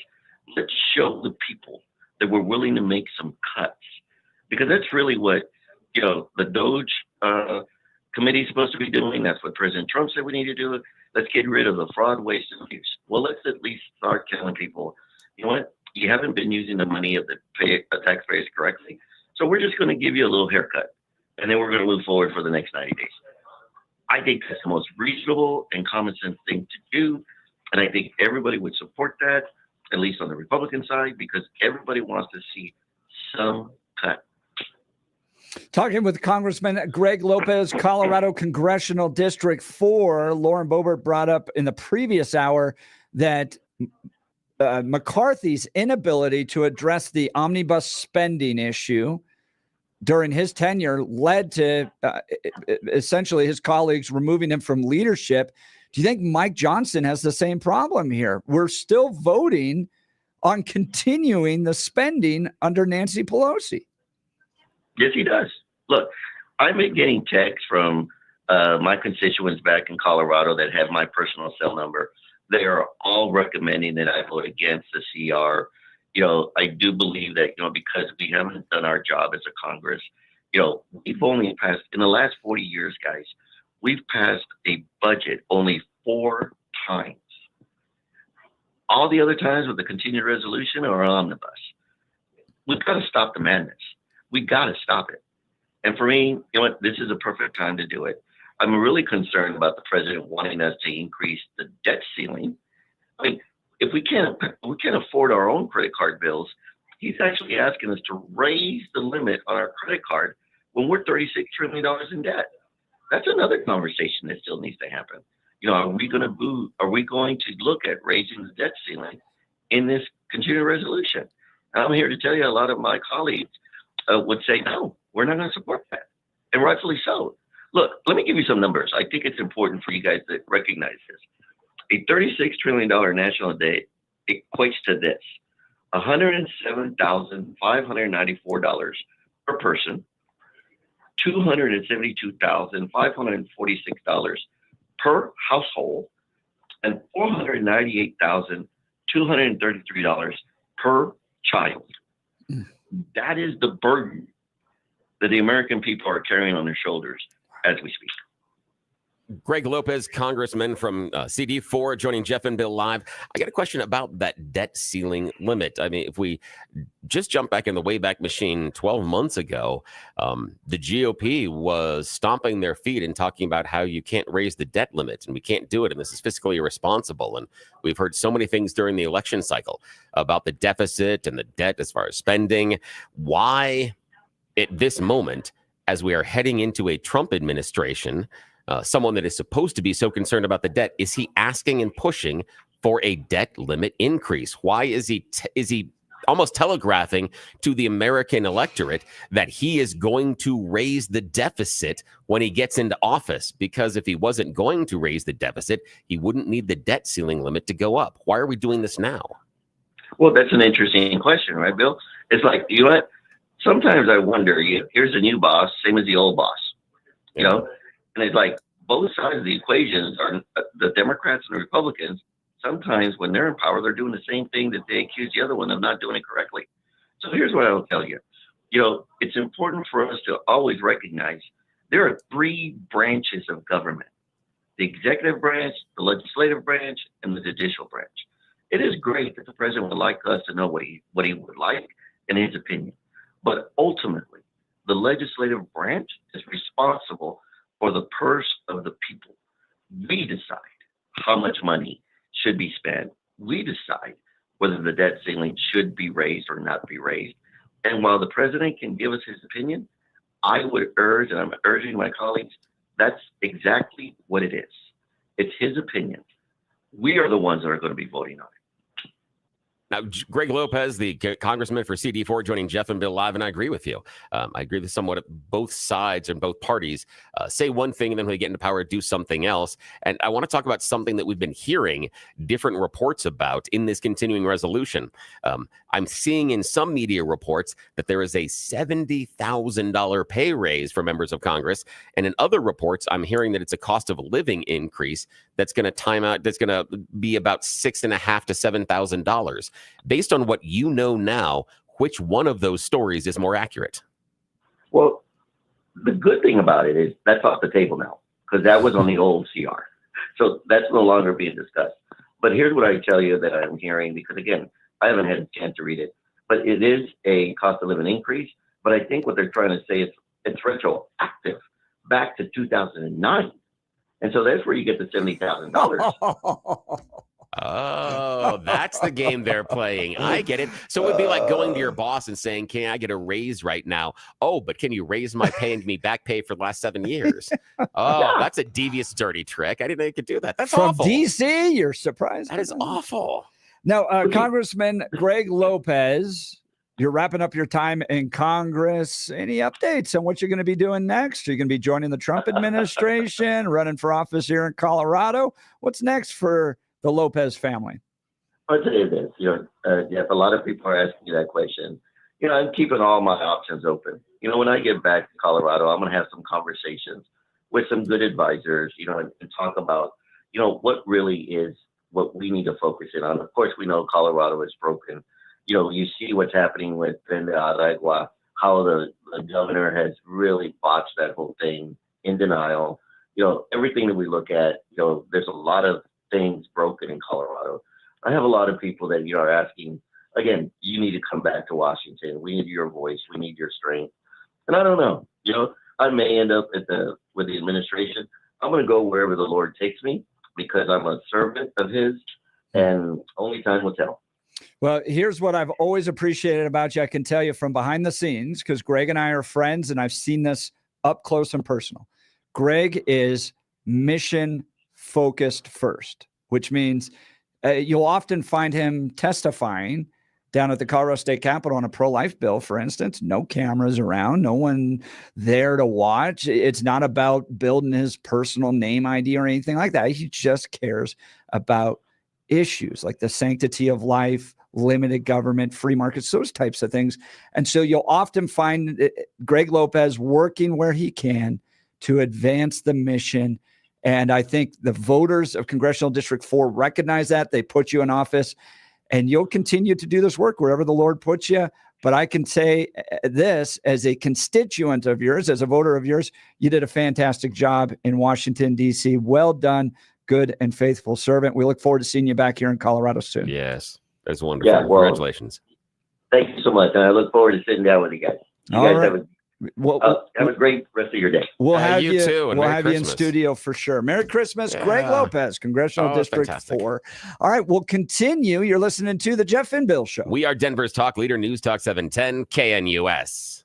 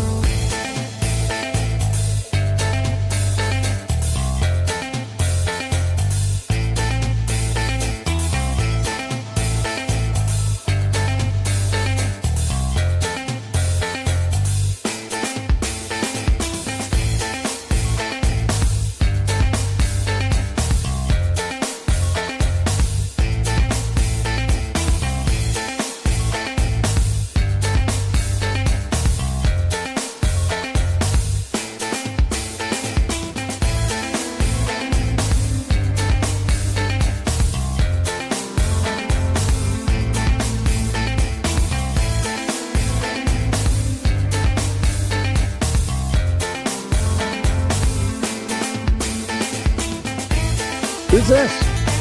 This is Amy Winehouse. Oh, Yeah, that that's voice, sad. isn't it? I know, sad. But it really Man, shows. that is a good Oh, voice. yeah, how powerful she was. That's why Yeah. I love this one. Not a lot of people play it. She And drank herself to death, yeah, right? Yeah. And it's so tragic, but that voice. There's so much power behind it. All right, so Now, in the 50s, this song got a lot of pushback. It dropped, I think, in 1952 or 1953 because they thought mom was stepping out on dad. They didn't understand. They didn't get it. There was that's from a kid's perspective, watching their parents. Yeah, people were upset. And there were calls for it to be pulled Getting off a radio little stations kiss. and stuff. Yeah, because they didn't understand the story being told. Yeah, I'm sorry. Continue. So best text message of the morning so far goes to 0459. A retroactive COLA? You've got to be kidding me. That's what we learned about what this monstrosity of a bill that Speaker Mike Johnson introduced, this continuing resolution bill, 1,500 pages. And they were expected to vote on it in 24 hours. Well, one of the things that included was this pay increase. And there's debate as to whether or not it was $70,000 or $6,000 cost of living. But Greg Lopez pointed out there was a retroactive COLA going back to 2009. So that was the last time they had a cost of living increase. So these yahoos in Washington, D.C. thought that they would do a retroactive COLA, which means they would get a cost of living for every year back since 2009. So basically, it's just a big check. That's all they're doing. They're just asking, how can I get a big check? And the thing that we know, here's the idea. Oh, my God. We know, we've seen from our members of Congress, we've seen this. They're struggling. It's hard. They only have 3 or 4 homes. They can barely afford to have 5 to 6 cars. They can hardly afford to fly first class. Airline It's tickets just- every single week, first class. It is so hard. difficult. Do you know they've had those shoes for maybe 3 weeks? They need a new pair. It's awful. Breadman pointing out Rep. Lopez should get an MVP for Congress. Refreshing Yes, he to hear should. his take. Hear, Yes. hear. All right, we'll continue. Sean Duffy's in studio. You're listening to the Jeff and Bill Show. This is KNUS.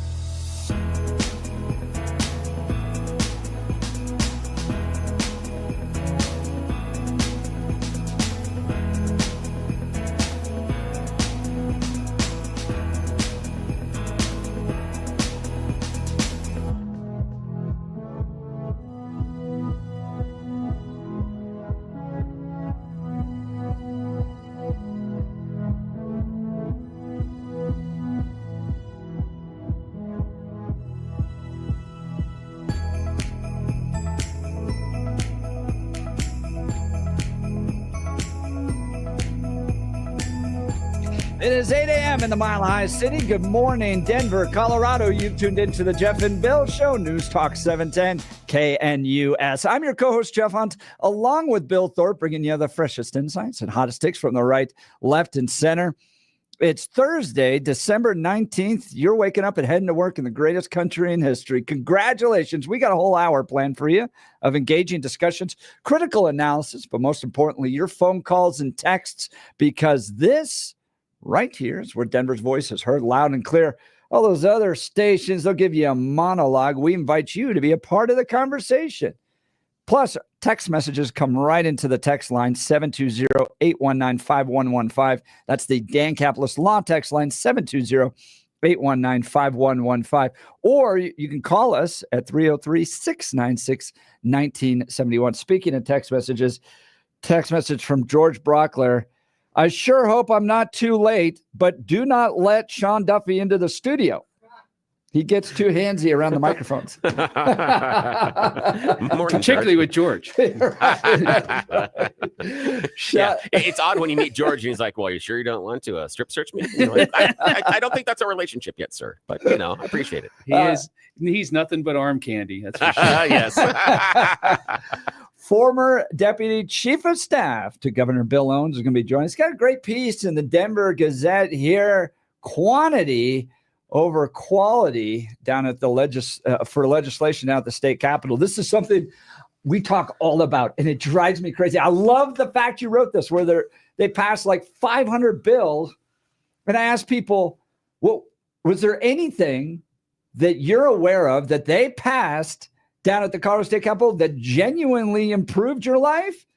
Well, no, because it's all just special interest blob stuff, lobbyists working to help one industry, another lobbyist working to help another industry. They don't care what the people say. The public testimony is all a show, all that stuff. It drives me crazy, and I was thrilled to see that you were taking this on. Well, thanks, buddy. Yeah, Merry Christmas, first of all. Absolutely. It was interesting. I found a study from the Common Sense Institute, which is just become great group. Really one of the best think tanks in the country. And they went through and counted all the bills over the years, including the word count, which, they should get some kind of a gold star for doing word count. Yeah, seriously. But they found that there's been a record number of bills last year, more than 500. They've gone up. There's been records most of the recent years, and just numbers of bills passed. That's not even introduced. Right. And what was most striking was they found that our output has gone up like 26% over a recent period, when on average the other all 50 have gone down 6%. All the other 50 states. Yeah, so they went through all 50 state legislatures. And they're not producing as much, and Colorado Democrats got control, and they're like, now's the time, run as many bills as we can. Yeah, and what was disturbing was, not only is that disturbing, that we're kind of flowing stuff through fire hose, bill after bill after bill, but then you look and say, well, what do we get for it? And you and I, nothing. Yeah. Some lobbyists, a hell of a lot, actually. Less than nothing. Right. But, what struck me, what was really interesting was you start looking at, all right, are we doing better on crime?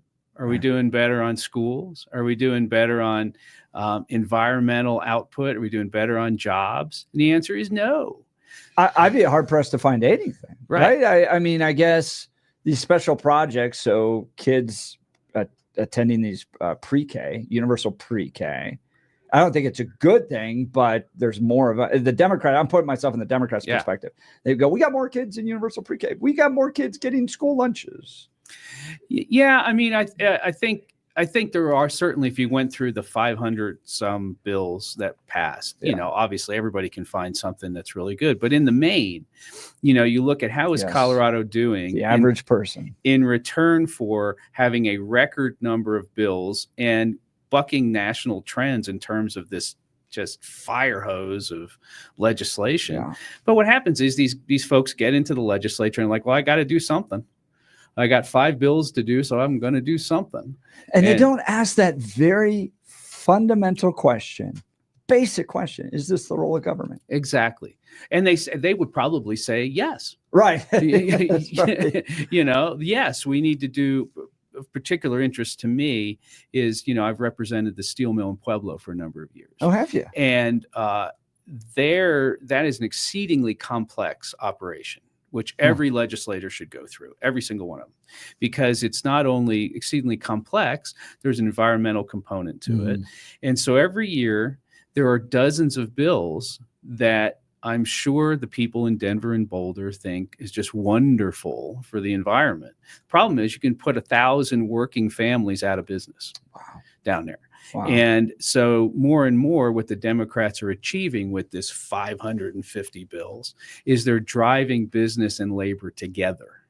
Blue collar labor. Right. They're driving them together because they have to fight back against what would be well-meaning, but yet is really detrimental to working families, particularly in Southern Colorado. So they're governing by talking point, but yet the effect on the people they purport to care about is minuscule or hurtful. Talking with Sean Duffy, former Deputy Chief of Staff to Governor Bill Owens, back when Republicans had control. So we've got a whole lot to talk about, buddy. So 500 bills, over 500 this last legislative session. You used to work at the state capitol. What I've been trying to help the average person that's heading to work right now understand is that there's this entire system set up. Okay. So a special interest group could be anybody. And when we say special interest, it's pretty much any organization that wants to use the power of government to advance their interests. So they say it's onion growers, right? Onion growers. They hire a lobbyist.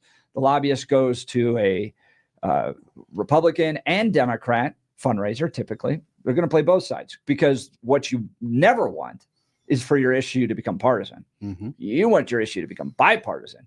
So they'll go to the Democrat House fundraisers and they'll pass out checks, and then they'll go to the House Republican fundraisers and they'll pass out checks. And it's not quid pro quo. That's not allowed.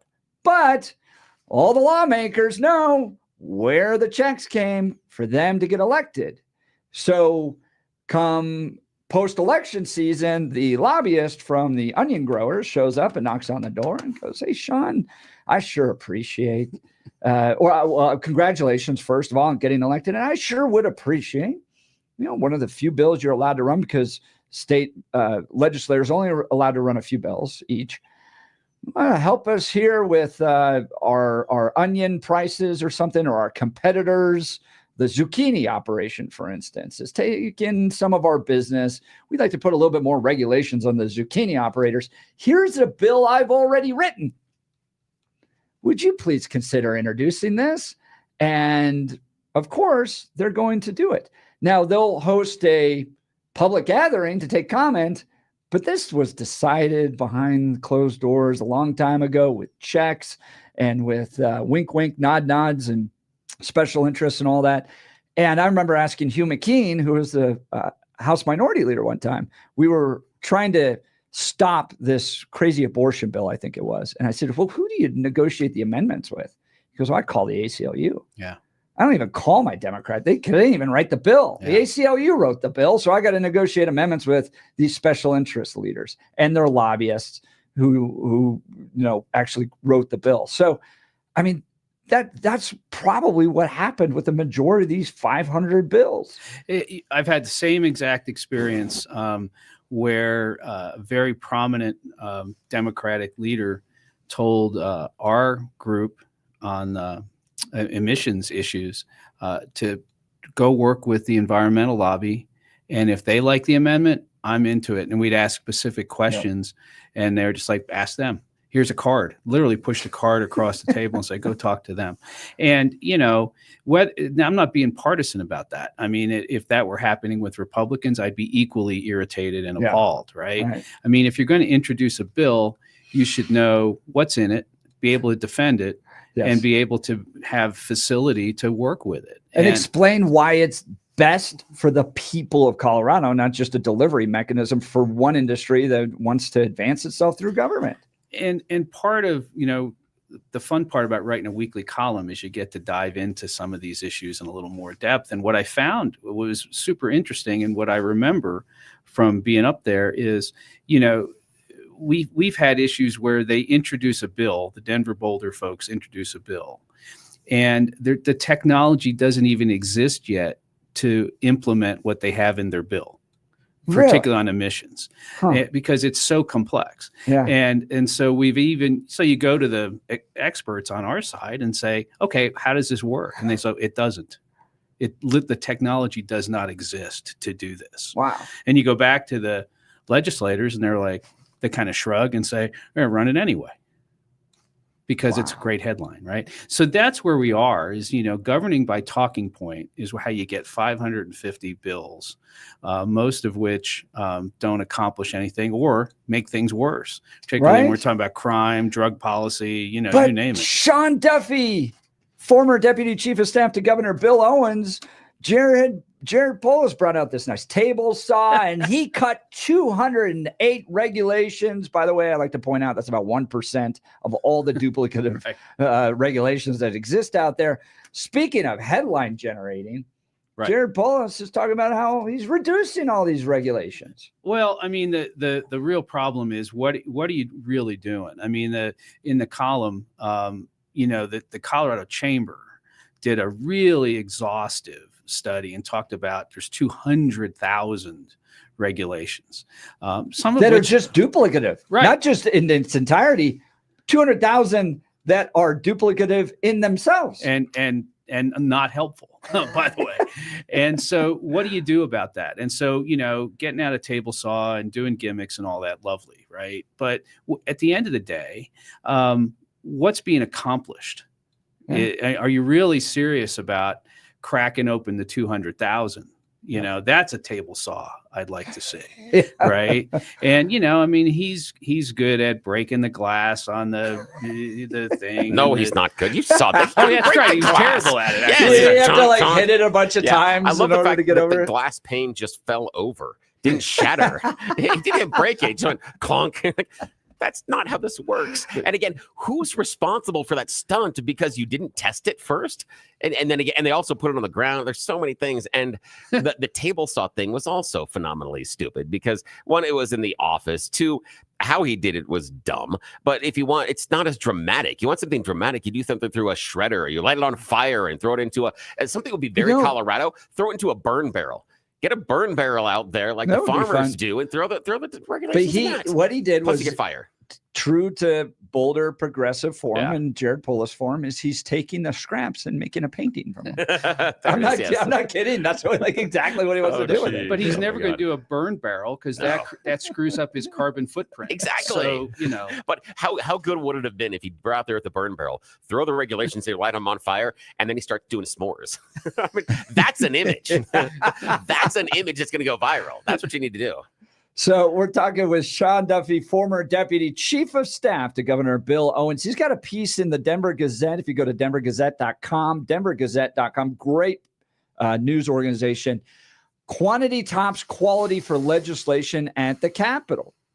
If politicians pass an ever-expanding pile of bills, does Colorado become more prosperous? Apparently, the liberal-led legislature believes it is paid by volume, without having to examine the actual results of the record-setting reams of new laws enacted year after year. He cites the Common Sense Institute, which just released a very interesting study of the output of the Colorado legislature compared to years past and to the other 49 state legislators. It won't surprise Capitol insiders that there's been a tsunami of bills in recent years, many of which have produced little, if any, tangible benefits for a state that is struggling with numerous systemic problems. I mean, this is what happens when you have single party control, and then you layer on top of that the single party in control really loves government to solve all their problems. Yep, and are looking for something to do. You're really going around saying, "Well, I've got 3 bills left. What am I going to do with it?" Instead of saying, I'm not going to introduce the other 3, right? Like a conservative would generally go, me keeping government out of people's lives is a great thing So just going home, shutting the door, or just responding to constituent needs, right? I need help with a fence line issue in my district or whatever it might be. Correct. That's not what we're talking about. We're talking about legislators that are introducing bills that are adding more government involvement in a particular industry. And I mean, can anybody tell me about the 527 bills they passed here and how it impacted anybody? Right. And then they flood the field. And so, like, for example, in education, so you got to pick the ones that you're really going to energize. I mean, I work with Advanced Colorado, and, so Great we group. do, we spent a lot of time trying to kill a bill that was going to put charter schools out of existence. So you've got 500 bills, and you've got to say, wow, there's 15 I probably need to spend time killing, but I really need to kill this. And so the other 14, maybe they slide through. And so you can't kill. And in the governor's defense, any governor's defense, he's not going to start vetoing of his own party hundreds of bills, right? And he probably agrees with 90% of them. No, he does have some control over his own party, but it seems like that's changing a little bit. He's been vetoing some bills down at the state capitol. Does Jared Polis still have the control of the Democrat Party in Colorado? I think as you become the lame duck and you start to exit and you're into your last couple of years, it wanes, right? And now you got other people jockeying to try to slide themselves into position to run. And so, he's going to have a tougher sledding the next 2 years. And so, it's no fun, but he can. Hickenlooper did this well, is saying, I'm going to make a reputation over pushing back against my own party. And Jared does that a little bit, but Hickenlooper really was a gift when he had divided government. Because when you have your own party in total control for a governor, it's like, man, you're sitting there with a catcher's mitten. Sometimes it's not a lot of fun. Yeah, right. Talking with Sean Duffy. Sean was the former deputy chief of staff to Governor Bill Owens. We're going to continue this conversation. I want to ask you about this poll that came out that highlighted which Democrats are leading within the Democrat primary right now, and how in the world Jenna Griswold's second on that poll. I want to know the people that are like, yeah, that's the type of person I want to lead this state. Oh my gosh. We'll get into that more. But look, for many of us, it's happening. Your hair is thinning, your crown's disappearing. Maybe hair loss has you feeling your identity's lost altogether. That's not a problem for Sean Duffy. His hair looks great. But if you're like the rest of us, you might need some help with it. And look, I've had family members get their hair done. It really did change their life. It brought back a youthfulness that improved every relationship in their life. Their work relationships, romantic relationships, friendships, all that stuff. All because they felt better, because they looked younger. So check out Advanced Hair Restoration. It's an incredible yet simple one-day treatment which starts growing your own natural hair the very next day, and it's guaranteed to grow for life. It's the Advanced FUE from Advanced Hair.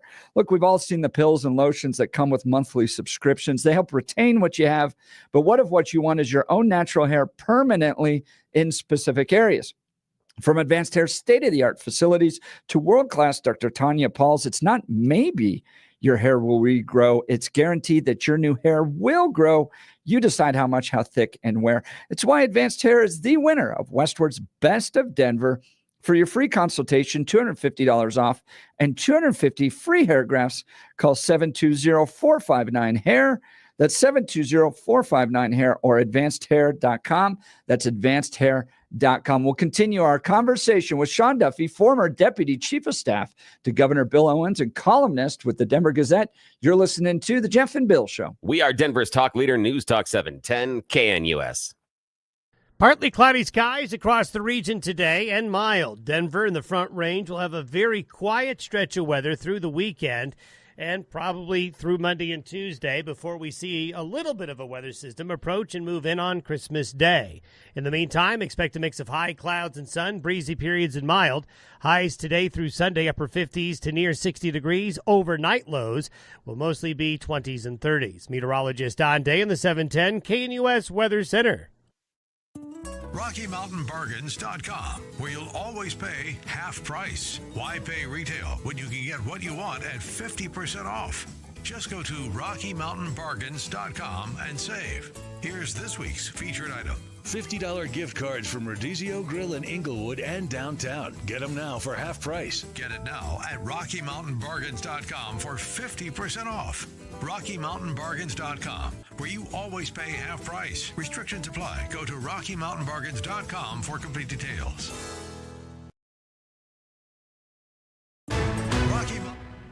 At this hour, I'm Christina Ohio in Dallas, and here are your top stories.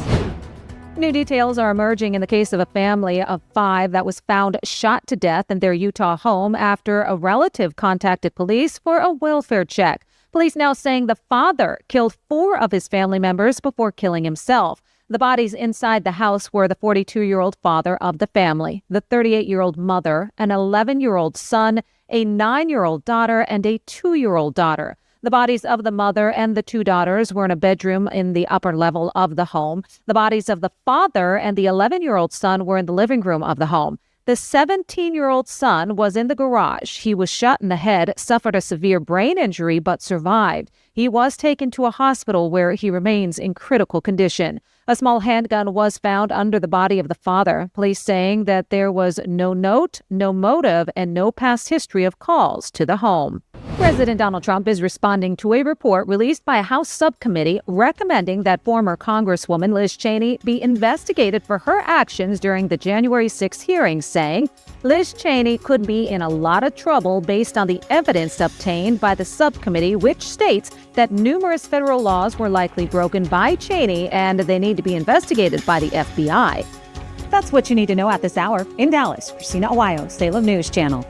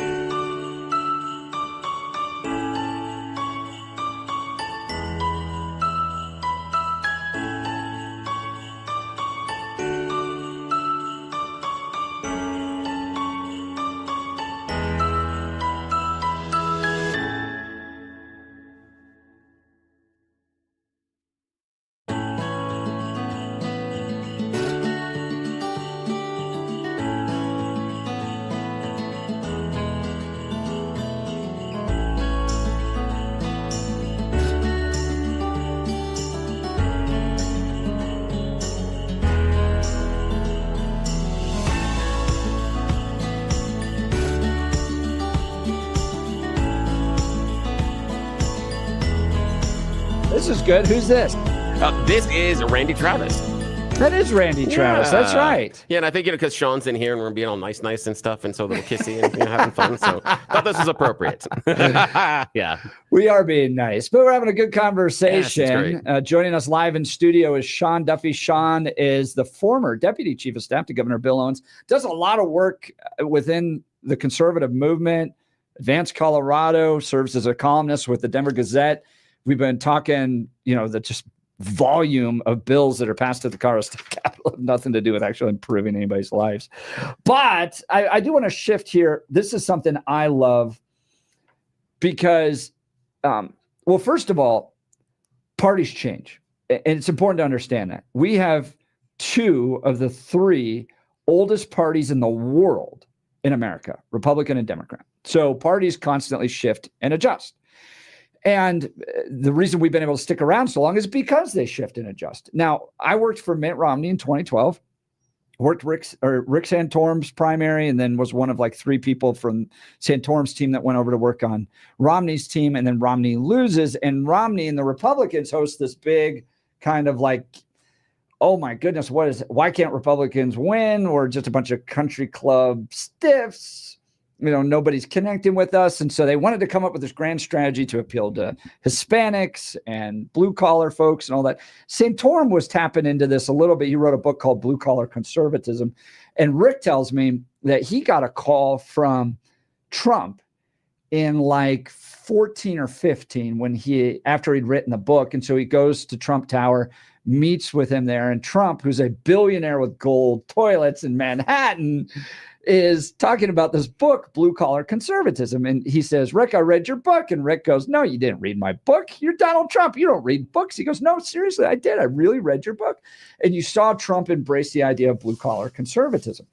Now, I had loved that the party's gone this direction. Now, but I tend to be a coalitions guy. So what I've written about and tried to say is look, I think it's great we've gone blue collar conservatism and blue collar workers are embracing the Republican Party. Doesn't mean we got to push out the country club Republicans. They play a very important role, right? They oftentimes provide the financing for campaigns that can actually help you win. So there's some in the party that are like, oh, kick the country club Republicans out. And I'm like, no, they play a very important role. But the fact that the party's now turned and has become appealing to blue collar conservatives is fantastic. I like it. You work a lot in Pueblo, and you were just talking, gosh, the chairman of the Republican Party should move the headquarters to Pueblo. Tell me more about that. Yeah, I mean, I as I said before, one of the cool things about writing a weekly column is you get to dive into some of these things you care about. And what I've noticed is that Southern Colorado, which has been, when I came here 20 years ago, was Democrat as Democrat gets. Right. And it has become, Pueblo voted for Trump twice out of 3. Wow. They just voted for the school choice amendment. Okay. Go through the list. They're pro Second Amendment. They tossed out, remember way back, they had a recall. They tossed out one of their state senators who went the wrong way on a gun bill. Right. From our perspective, the wrong way. And so the point is, I think, Republicans, conservatives ought to spend a lot more time in Pueblo and Southern Colorado. And obviously there's fewer people, but these are people who are voting more conservative. They are barely care about family issues, the stuff you and I really care about. They are pro Second Amendment. I mean, you go down to, I thought Trump was going to win in 2016 late in the game. My wife was way ahead of the game on me, like on everything else. But what I was down at the steel mill, and you go in the parking lot, and what's in their back window? NRA, Our Lady of Guadalupe, and Donald Trump were the stickers, right? Gosh, that is a great visual. That is it right there, Sean Duffy. Right. And so something changed. Yeah. And so I believe, if I were chairman of the party, I don't want to be, but if I were chairman of the party, I'd move the headquarters to Pueblo. And I'd set up in an office building in downtown Pueblo and say, we're going to work our way north for a change. But so why is it? Why? Yeah, that's what I want to ask. Yeah, that's what Sean Duffy is, because I've got some experience living in Pueblo. Was there for a while, and I know I call it the largest small town in America, because everybody there, even though they're over 200,000, they act as if it's a town of 4,000 to 5,000, and everyone knows each other. They're all in each other's business, and longtime residents. And it's a really weird demographic split because you've got a large Italian community and a large Hispanic community, and they get along great. But there are differentiators between the two communities. As Jeff was going towards, what are the messages? What are the things that are resonating inside of Pueblo? Because when I was there, that is a Dem stronghold when I was living down there. It's not anymore. What have been the messages? What have been the things that have changed the face of Pueblo? And what lessons do you think the Colorado GOP can take from that? I think that the migration of attitudes, actually, they haven't migrated. I think the country has, right? I think it's faith, family, hard work. They're all, in the steel mill, for example, there are multi-generational workers. Most of them are vets. They love the country. They love being here. They think the country offers great opportunity. Steel mill's the best, over $100,000. We can throw in benefits, to these guys. I mean, it's hard work. It's dirty work. I mean, these guys work hard, mostly guys, a lot of ladies there too. But my point is, I think, Bill, that the opportunity down there, they will have school choice. They're concerned about education. They're concerned about their kids' future. Everything that, that conservatives have talked about for 30 years is actually happening in Southern Colorado. And the Democrats and the liberals have done everything they can to push them away. Crime, Pueblo's a tough town. Crime's a big problem. Drugs are a big problem. They're desperately concerned about their schools. And so what did the Democrats do in the legislature last year as one of their 550 bills? Let's kill charter schools. Yeah, I think you've underestimated, and you've hit on something really important because of the experience that I've had in Pueblo, Sean Duffy, is the education aspect of it. They are very, very proud of their schools. You have generation after generation going to the same high school. And if you grew up and you went to Pueblo South, and the family moves and they go to East, grandma and grandpa might not talk to you during certain parts of the year because it's not okay. For me, it's one of the few towns of that size in which you will still have high school football results over the top fold of the Pueblo Chieftain, and the Broncos results are going to be underneath it. Right. It is. I mean, they've got, the bell game. You understand this, you understand how important those things are to the community, and the education is a vital, important resource because so much of the town's identity from where you are and where you grew up is woven into that. And having, the government come in and saying, no, we're going to constrain your educational opportunities for that community. Oh, that's like coming in farting in church. Well, and as they're doing that, they're also putting in bills and additional regulations that would constrain the growth of the steel mill. There's a bunch of manufacturing down there. They make the propellers for the windmill for wind energy down there. Propellers aren't the right word, but the point is when you start to attack blue collar jobs because you're trying to reduce your carbon footprint in Boulder, these folks are looking at that as an existential threat to their family. So, I mean, do Republicans, Sean Duffy, win back the state that we're now down 15 to 19 points in through these small blue collar communities one by one? I think that's the growth area. I don't know. I mean, the numbers are tough. When you get up here and, Denver, Boulder and the suburbs, I mean, we've got from Douglas County south, I think is where it's got to be the red line, and even parts of El Paso are starting to tinge the wrong way. And so I really think, spending time to be authentically pro blue collar down there. It doesn't mean you're suddenly all over everything labor stands for, but those guys in the blue collar movement are way different from the knuckleheads in the teacher unions. I mean, they're from different worlds, they could be from different countries.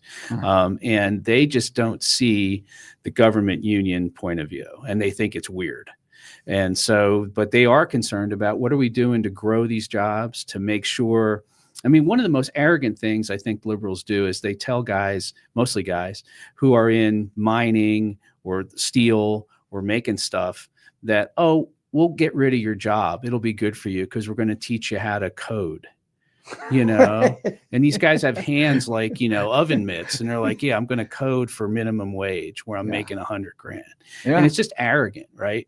And I think that arrogance has really damaged the liberals' ability to talk to these folks. So the most impactful ad rated in the 2024 presidential campaign was Kamala Harris talking about sex change operations for incarcerated illegal immigrants. And Democrats went out there and their response was, why are they targeting trans people with this ad? It had nothing to do with trans people. It had everything to do with my life is really hard and you have weird priorities, Democrats, that aren't actually addressing any of the challenges I'm actually facing in my life, right? Yeah, and I think, the caricature of folks who resonate with that ad would be people like you and me, longtime conservatives, white guys. And in fact, when you go down to Latino communities, you start the they them stuff, and they're just like, what are you talking about? Latinx. Yeah. And so, I really believe, you guys, that the blue collar stuff. I mean, I've known Rick Santorum since the early 90s when I worked in Pennsylvania. You're a Pennsylvania man. And so he's been talking about this, I think, and Jack Kemp, have been talking about it for decades. And I think now's the time to really step on the gas and make this a permanent part of the conservative coalition. But I've got to ask you this. The most vitriolic pushback I've had, though, is from the old guard Republicans. Right? Like, I've got text messages of guys who are like, so angry at Trump, even some columnists in the Denver Gazette, right, that are so angry. They desperately want to get back to the George W. Bush days, or the George H.W. Bushes, or John McCain, or Schwarzenegger, or, those. I want that type of Republican back. And you and I are seeing where the puck's going and going, we have a real opportunity to expand the coalition, bring them in. But you do have an element out there that hates the fact that the Republican Party's changing a little bit. Yeah, and it's been that way a long time. I mean, back when I worked in Pennsylvania in education policy, the biggest problem we had in passing a universal school choice bill many, many years ago was suburban Republican legislators. Black Democrats in Philadelphia were all over it. Latinos were all over it. But the suburban Republicans would come in and shake their head and say, I'm everything's good. What's wrong? Why are we doing this? And so I think growing the coalition is what's needed. Yes. And when people want to be on your team, you should try to welcome them on your team and not do what the Democrats do, which is kick them to the curb with the they them stuff. Yeah. So, I think, I don't know. I mean, I don't do, politics and the numbers game anymore as much as I used to, but I just believe politics is about addition and welcoming people who want to be on your team. Doesn't mean you morph into some weird liberal party. You actually can be really good cultural conservatives, win a lot of people over who might never think they're going to vote for you. Yeah. And so I think there's a huge opportunity. Talking to Sean Duffy, he's the former deputy chief of staff to Governor Bill Owens. He writes regularly in the Denver Gazette. If you go to denvergazette.com, denvergazette.com, you can read his pieces. He publishes weekly there. He's also on X at Duffy, Colorado. Duffy, Colorado. You can follow him there. We'll continue our conversation. You're listening to The Jeff and Bill Show. This is Denver's Talk Leader, News Talk 710 KNUS. RockyMountainBargains.com, where you'll always pay half price. Why pay retail when you can get what you want at 50% off? Just go to RockyMountainBargains.com and save. Here's this week's featured item. $50 gift cards from Rodizio Grill in Inglewood and downtown. Get them now for half price. Get it now at RockyMountainBargains.com for 50% off. RockyMountainBargains.com, where you always pay half price. Restrictions apply. Go to RockyMountainBargains.com for complete details.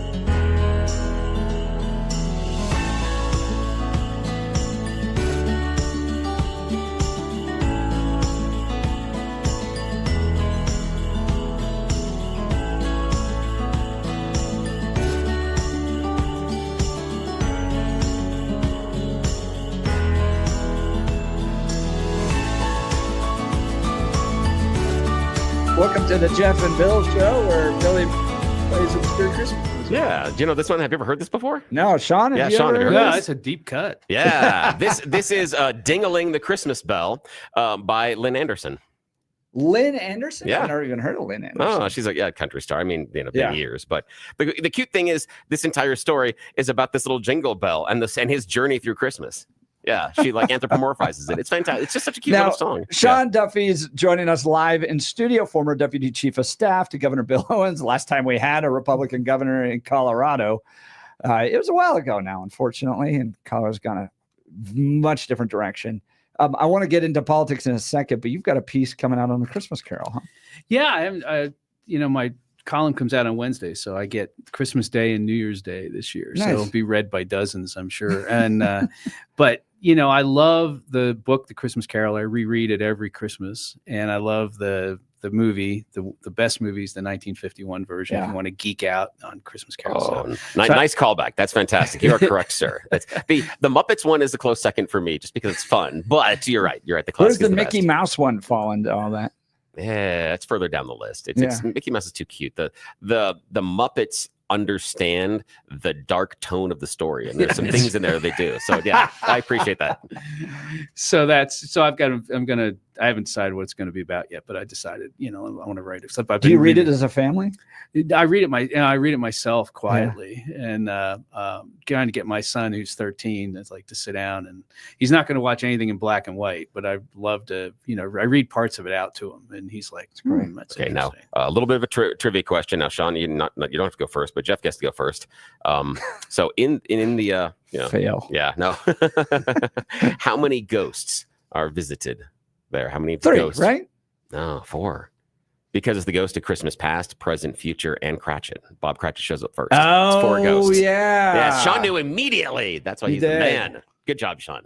There's very little Christmas spirit here. I'm not, and my wife was reminding me, it's not because you're Scrooge or the Grinch or anything, but you just don't celebrate anything. And I find it fascinating, and that's why I keep asking these questions and bringing these songs in, because I find it fascinating. They're like, I haven't seen it 40 years of living, and I have no idea, and I haven't experienced any of this. I think it's fascinating because I'm such a weirdo about it. Just got a heart 2 sizes too small. I know. So let's talk upcoming legislative session. So we get through Christmas, and then wham, bam, Democrats are going to be writing another 500 bills to push on the people of Colorado. At this point, they used to kind of be scared of attacking anything Second Amendment. Now, the fact that they haven't gotten an assault weapons ban passed is kind of amazing, and that's mostly due to the Senate, not the House. So what do you expect to see coming from Colorado Democrats this upcoming legislative session? Well, speaking of ding-a-ling the Christmas bell, right? It's already the indications are, for example, there's 22 environmental bills that would be detrimental to jobs already either in the hopper or getting ready. And so there's a signal right there that, you're right back at it. And, they're some of them are brand new legislators. And so they're going to try to do some of the weirdest stuff they always dreamed about doing. I think, they'll take a run at the Second Amendment. I think, again, Southern Colorado saves the Second Amendment more often than not. Right. It's not the Denver area anymore. What are they going to try to do to schools? They all the teacher union folks ran around the campaign last fall saying, oh, we love school choice. We think it's fine. Nobody's trying to attack it. Charter school law is fabulous. And then watch, they're going to show up with the swords out for charter schools, particularly, which they loathe because people get to have some freedom and make some choices. So I think, the Republicans, I think, got a real opportunity to just keep pounding away. They can't pass anything. Right. And they've gone from the mighty 19 to mighty 22. But I'll be honest, I really like Rose Puglisi and her leadership. Fabulous. She's great. And I think, underrated in terms of how effective she's been. She is. The interesting thing in the study that Common Sense Institute did was that the number of sole Republican bills that passed out of the 526 were 0. And so they've got to work together somehow. But I think, Rose is particularly good at drawing out the distinctions. I think Barb Kirkmeyer is another one who's been really good at saying this is craziness. And so I think, there's a bunch of them. There's some new folks who are coming in. Mm-hmm. So I think, to have them really spend their time trying to grow their coalition and make some points, but it's going to be a crazy 120 days. Well, and the key is elevation of the issues themselves, because Democrats would love to pass these bills and nobody knows about it until, well, it looks good. Yeah, that was our bill, that type of thing. But they pass these bills kind of behind the scenes. Nobody really sees it. And when it's going to affect people, we've got to raise that. That's why X is so important, right? I've said, I don't think Donald Trump wins if Elon Musk hadn't purchased X, because it's put into the hands of the people, the power to raise these issues, elevate them. And I mean, look at Aurora, right? Danielle Jurinsky, John Fabricatori for months were able to elevate the issue of Venezuelan gangs, even though, Mayor Mike Kaufman, Channel 9, others were kind of downplaying it. So the power of citizens with social media now to raise concerns about what these bills are going to do is going to hold Democrats accountable in ways that the traditional media is not going to. And you'd wonder if they even saw the election results. I mean, look at the truth in sentencing piece that we did at Advance Colorado. Passed was the largest percentage win of any citizen initiative this year, because it was, hey, let's keep people in jail for 85% of their sentences, because where do they get out and go to? They go to Aurora. Yeah. They go to Denver. I mean, they're, right. And so it's the folks at the bottom who are getting hosed by these liberal policies. And so that's why I think you see such a bipartisan vote for things like truth in sentencing, for giving more money to cops. Let's talk a little bit about Advance Colorado. I think Michael Fields, KBB, doing great work, actually advancing good public policy through the ballot initiatives. They're going to be active down at the Colorado State Capitol this legislative session. What does that look like? Yeah, I mean, I think that, as we did last year, there'll be an agenda that we'll have out in January of some really good ideas. There'll be legislators who will run some of these. Some of them are bipartisan. A lot of them are ideas that, the liberals will spike, which is fine. That suddenly they become ballot initiatives, right? Okay. And so I think, on education, on crime, on drugs, on mental health policy, I think there's a lot of opportunity to do some really important work. And you're seeing in places like Douglas County, in Aurora, our friend Dustin Zvonek and Mike Kaufman on the homelessness stuff. There's lots of cool stuff happening. And I think if you take some of those ideas and you put them in, you get really active at the Capitol and raise some cane. I got to ask you about Douglas County. What in the world is happening to Douglas County? We used to, Romney won it by like 19. Canal wins it by 1. Yeah, I mean, I think it, Highlands Ranch, where I know you used to live, where I live, I think we've got a lot of folks who are way more blue than I'd prefer. That's wild. But I mean, the guy to watch down there is our sheriff. Yes, Darren Weekly, who's a rock star. He is great. One of the greatest guys I know, just personally, but just as a magnificent sheriff. He's a guy to watch, and so we've got 3 really good commissioners now. Yeah. And so, I think there's a lot going on down there. There's a lot of innovation going on in government down there. But yeah, I think it is concerning. And, that I kind of attribute it to density. Yeah. I think you build multifamily, those people culturally tend to be more progressive. And as the city gets denser and denser and denser, it gets bluer and bluer and bluer. I don't know any cities that get redder once they get denser. Yeah. And I think sometimes in parts of Douglas County, sometimes we think we're immune to some of these really serious problems, and that's why I think the homeless initiative that the sheriff and Commissioner Laydon and others have done. Who's going to be on next with us? Yeah. Well, and, good buddy of mine, so there's really cool stuff happening. And I think these local leaders, like in Douglas County, like in Aurora, are people to watch, to be rising stars, because we need a bench. Exactly right. We don't have one. That is exactly right. That is the pathway for conservative takeover, is through local government leadership, demonstrating that our ideas work better than the Denver, Boulder Democrats that happen to control the state right now. So you can't run and go statewide right now, But Danielle Jurinsky and Aurora leadership in Douglas County is showing that we can turn things around and send a clear message. Sean Duffy, thanks so much for joining us today. Read Sean Duffy's work at denvergazette.com. You're listening to The Jeff and Bill Show. Denver's talk leader, News Talk 710, KNUS.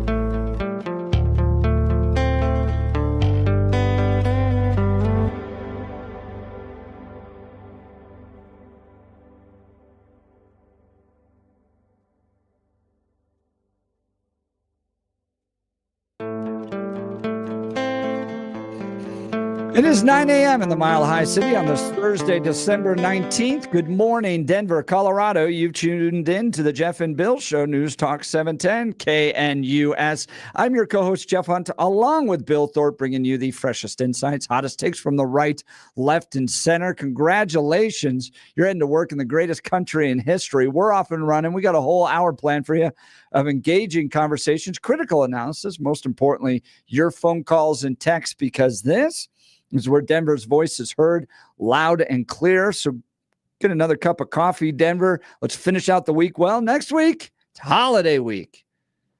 It's going to be a little different format over here as well, probably in your own life. So let's finish the week well. We're going to get to it. Coming up here in just a second, Abe Laydon, Douglas County Commissioner.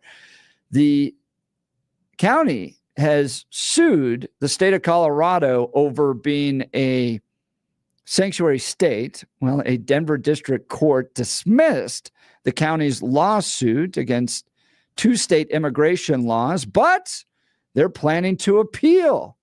So we're going to get some insight on what Douglas County plans to do with all this. But normally we go to Blake Olson. Yeah, but it's the internet's broken. Well, at least in some areas or something. We don't know what's wrong. Something. He's just not here today. We were talking, and then he's just gone. Yeah, beginning of the 6 o'clock hour, we're chatting and just disappeared. As if sucked into a black hole. And we've been doing some stuff behind the scenes. He has been just working as hard as he can to try to reconnect. And the connection on his end isn't holding, isn't stable enough. And everything seems to be solid back here. And it looks like it may actually be some internet problems in his area because he's hearing from his wife and other people around him that are working. Oh, yeah. That the connection's not there. They're having a challenge up there. Yeah, so he'll be back tomorrow, though. Yeah. What is Elon Musk? Skynet? No, Skylink. Skylink. Yeah, Skylink. Skynet was from Skynet Terminator. Is from Terminator. Who knows? Maybe that's where he was inspired by. He said Skynet. No, Skynet's already taken. Skylink. Yes, they'll never see it coming. And Skynet doesn't always have the best terminology or best reputation. But again, maybe he's like, if I name it Skylink, they won't see it coming. It's a hidden thing. It's a plan. So we'll get an update on what Douglas County is going to do. Great conversation. We wrapped up with Sean Duffy. We have talked to Greg Lopez, Lauren Boebert today. Holy cow. What a show. Nothing else like it here in Denver, Colorado. If you missed any of it, go to 710knus.com to download the podcast there. So, Bill, you able to tell us a little bit about Balance Well Space? Yeah, absolutely. I've been talking to you guys about this for a while. Now we're coming to the holidays. You know that you're going to be out there having to shovel snow. You're going to be carrying those presents in and out of the house. You're going to be carrying, maybe it's the little kids at home and what you've got, or you got to carry. You remember that when you have to carry the kids in the house after they fall asleep in the car? Yeah, that was a lot of fun. But what I want to talk to you about is that constant pain, the things that you want to do in your life, but you're not doing because you're living in pain. I feel you. That's how I used to live my life, in a constant string of pain. I've got surgeries that are fairly major that go back several decades.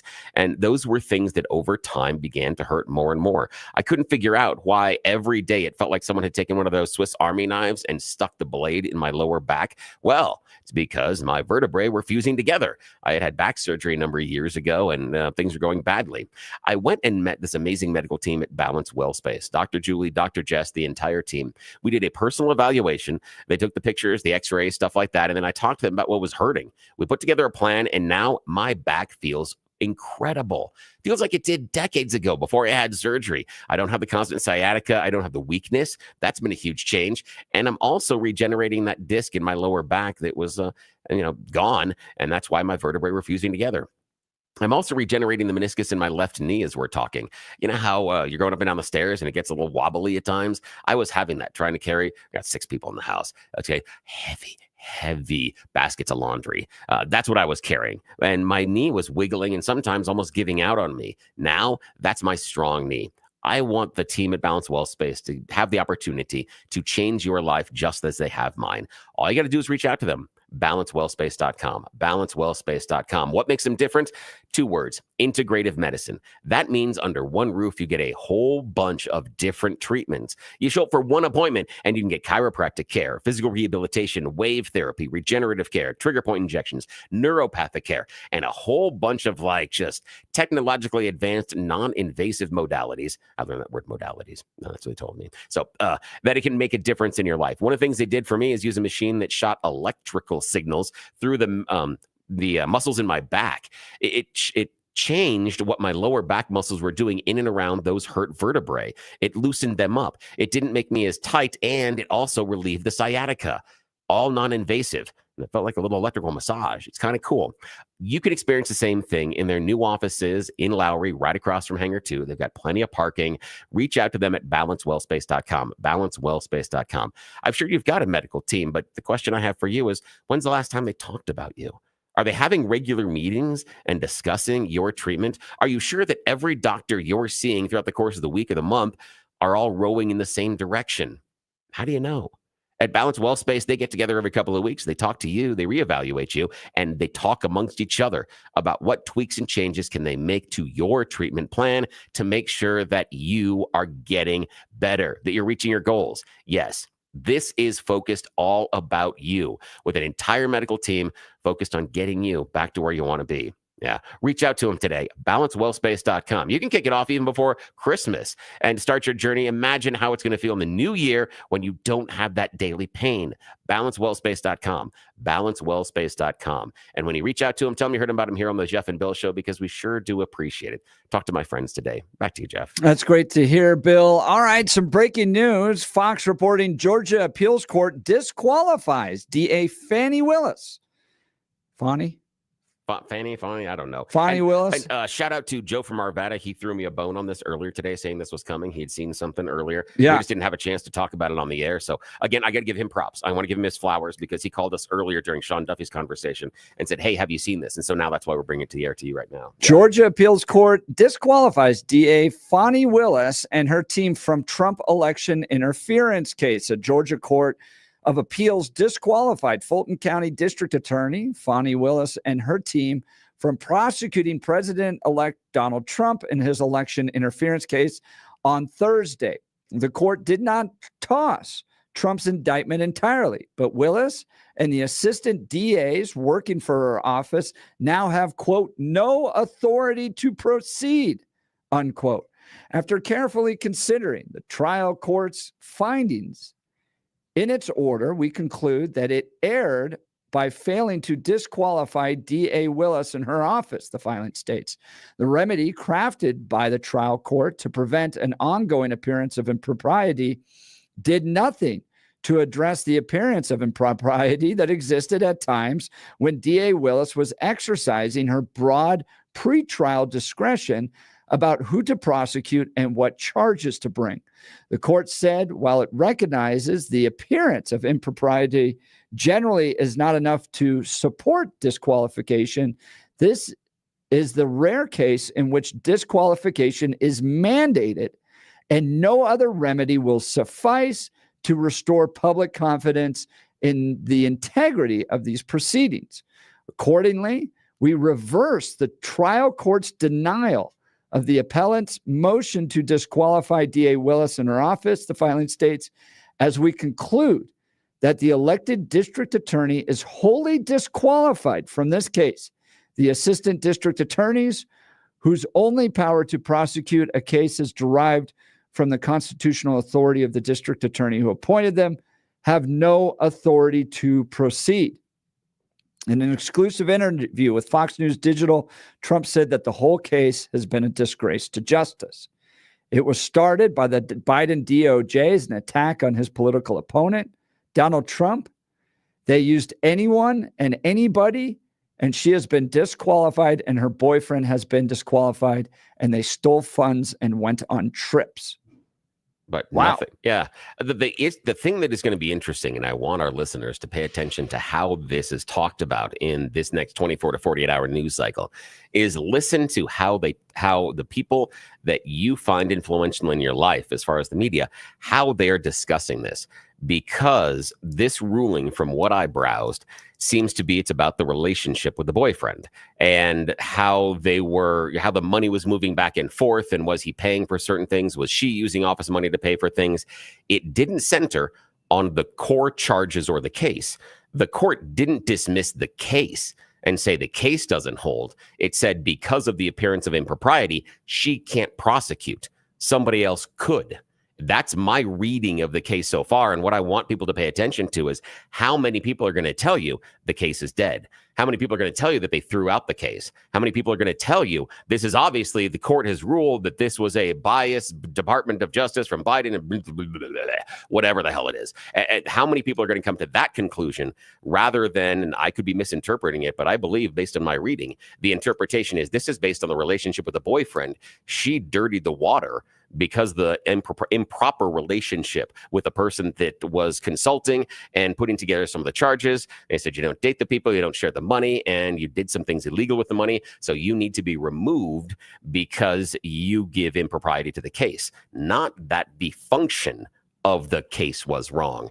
But I'm curious to see how we hear this spoken about in the next 24 to 48 hours. And I'd like our listeners pay attention to those influencers you listen to all the time. Trump says he believes the case is entirely dead at this point. Do you think there'll be any type of political will to continue to pursue this? Yeah, possibly. Depends on who else is there, because here's the reason. If you pick up this case and you make some of that stuff stick, you've made your bones. You can jump to the next level. You can get national from this. You can be considered to get to Senate. You can get to the House. You can get to another appointment in government. You can become a national figure. You can imagine the talk show circuit you're going to get on if you're the person that picks this case up and makes it. What do you think the book advance will be on this? Yeah, someone, if they want to do this, this is an opportunity, but we will see. Also, I think it will be, the better predictor, I'm sorry, I'll back up just a bit. The better predictor, though, will be who looks at it and goes through it and sees that the case is solid. Because again, if I got kicked off the case, Jeff, and you come in and you think the case that I put together is solid, you can pick it up and you get to run and you get to spike the ball if you get the touchdown. And that's not a bad thing to do if someone else has done a lot of the hard work for you. So I'm curious to see if someone else may pick this up. But because it's become somewhat politically toxic, yeah, it could definitely die. But when Donald Trump says the whole thing's dead or it's been dismissed, he's wrong. It's not what happened. Not in its entirety, No, but he's wrong. I will point this out that you basically had the largest jury trial in American history as to whether or not Donald Trump is a convict, should stay out of office. And the American people, including the people of Georgia, said no, not guilty. And in fact, we want him to lead this country. When did we get to vote on not guilty? I missed that part. When did that happen? That was the election. Oh, no. That's about whether or not That was a jury verdict. That was the largest because jury verdict in American history. We were not asked whether or not he was a criminal. We were not asked whether or not he was guilty of these charges. Yes, we were asked whether or not we wanted him to be president. He had already been found guilty in other courts, and other people had decided he had been found guilty in other courts. Other people had decided that was BS. That it didn't matter, that even though he was convicted by a jury of his peers in some cases, in other cases by judges, people decided it wasn't. No, people decided it was untoward. This isn't a jury verdict. This is a jury Democrats ran out there and said, he's a convict. We cannot put him into office. They wrapped the whole convict thing around him, and the American people, including the popular vote, said, we don't believe you. We want this guy to not only be free of all these charges. No, they didn't say that. Yes, they did. No, they didn't. And No, they didn't. want him to lead the free world. That is a whole lot of projection. That is a ton of projection. No, that's it not is it the at truth. All. No, because we had people, members of the GOP, come out and say it didn't matter beforehand. We asked callers. We had other people on the show. We asked them if it mattered that he had been in these criminal charges. They said, the criminal charges don't matter. Yes, we had people talking about the fact, the they didn't matter. Jury of the American people. Not guilty, not guilty, not guilty. That's not it at all. That is exactly what happened. Not even close, because he wasn't on trial. The Democrats didn't come out there and present the entire that election case. was a trial on this guy. It wasn't. Not in the least. Yes. Not in the least. And now he's the president of the United States. This case needs to go away. I agree with Trump. This we thing allow is felons dead now to be president. Entirely. No. We allow felons to be president. That's great. Can't vote, but they can be president. Progress. That's what we voted on. The American people saw right through all those charges. Not guilty, not guilty. No, there wasn't a vote on guilt or innocence. You can put a felon. No, you can put a felon. We put Marion Barry was guilty in smoking crack, and he went back into office. It's not like we can't vote a criminal back in office. Totally different. No, not totally different. At all. Not in the Trumped least. up Not in the progressive lawfare. Not I in the think one of the great contributions Republicans have made to American history is the defeat of this lawfare. This has become so unpopular that I think progressives, I hope, have learned their lesson that to use the courts to go after your political opponents, maybe not. Anyone tell Kash Patel that? Anybody out that line to him? Because he's got a enemies list he's going to come after. Yeah, we'll have to see. But again, if we have learned that we don't want this, that's weird, huh? It's weird. We'll see. That we've got Steve Bannon talking about going after enemies. Huh? That's weird. When you say that this has shown the American public doesn't like that. Don't like it. Yet the party that's in charge now says we're going to do it. Let's see what happens. Let's see how the voters feel about it. But in this case, this was a vindication of DJT, and I agree with them. This case is over, even if technically somebody else could still prosecute it. I don't see it happening. All right. We've got Abe Laydon coming up. But first, a little bit of weather, huh? Partly cloudy skies across the region today and mild. Denver in the Front Range will have a very quiet stretch of weather through the weekend. and probably through Monday and Tuesday before we see a little bit of a weather system approach and move in on Christmas Day. In the meantime, expect a mix of high clouds and sun, breezy periods and mild. Highs today through Sunday, upper 50s to near 60 degrees. Overnight lows will mostly be 20s and 30s. Meteorologist Don Day in the 710 KNUS Weather Center. RockyMountainBargains.com, where you'll always pay half price. Why pay retail when you can get what you want at 50% off? Just go to RockyMountainBargains.com and save. Here's this week's featured item. $50 gift cards from Rodizio Grill in Inglewood and downtown. Get them now for half price. Get it now at RockyMountainBargains.com for 50% off. RockyMountainBargains.com, where you always pay half price. Restrictions apply. Go to RockyMountainBargains.com for complete details.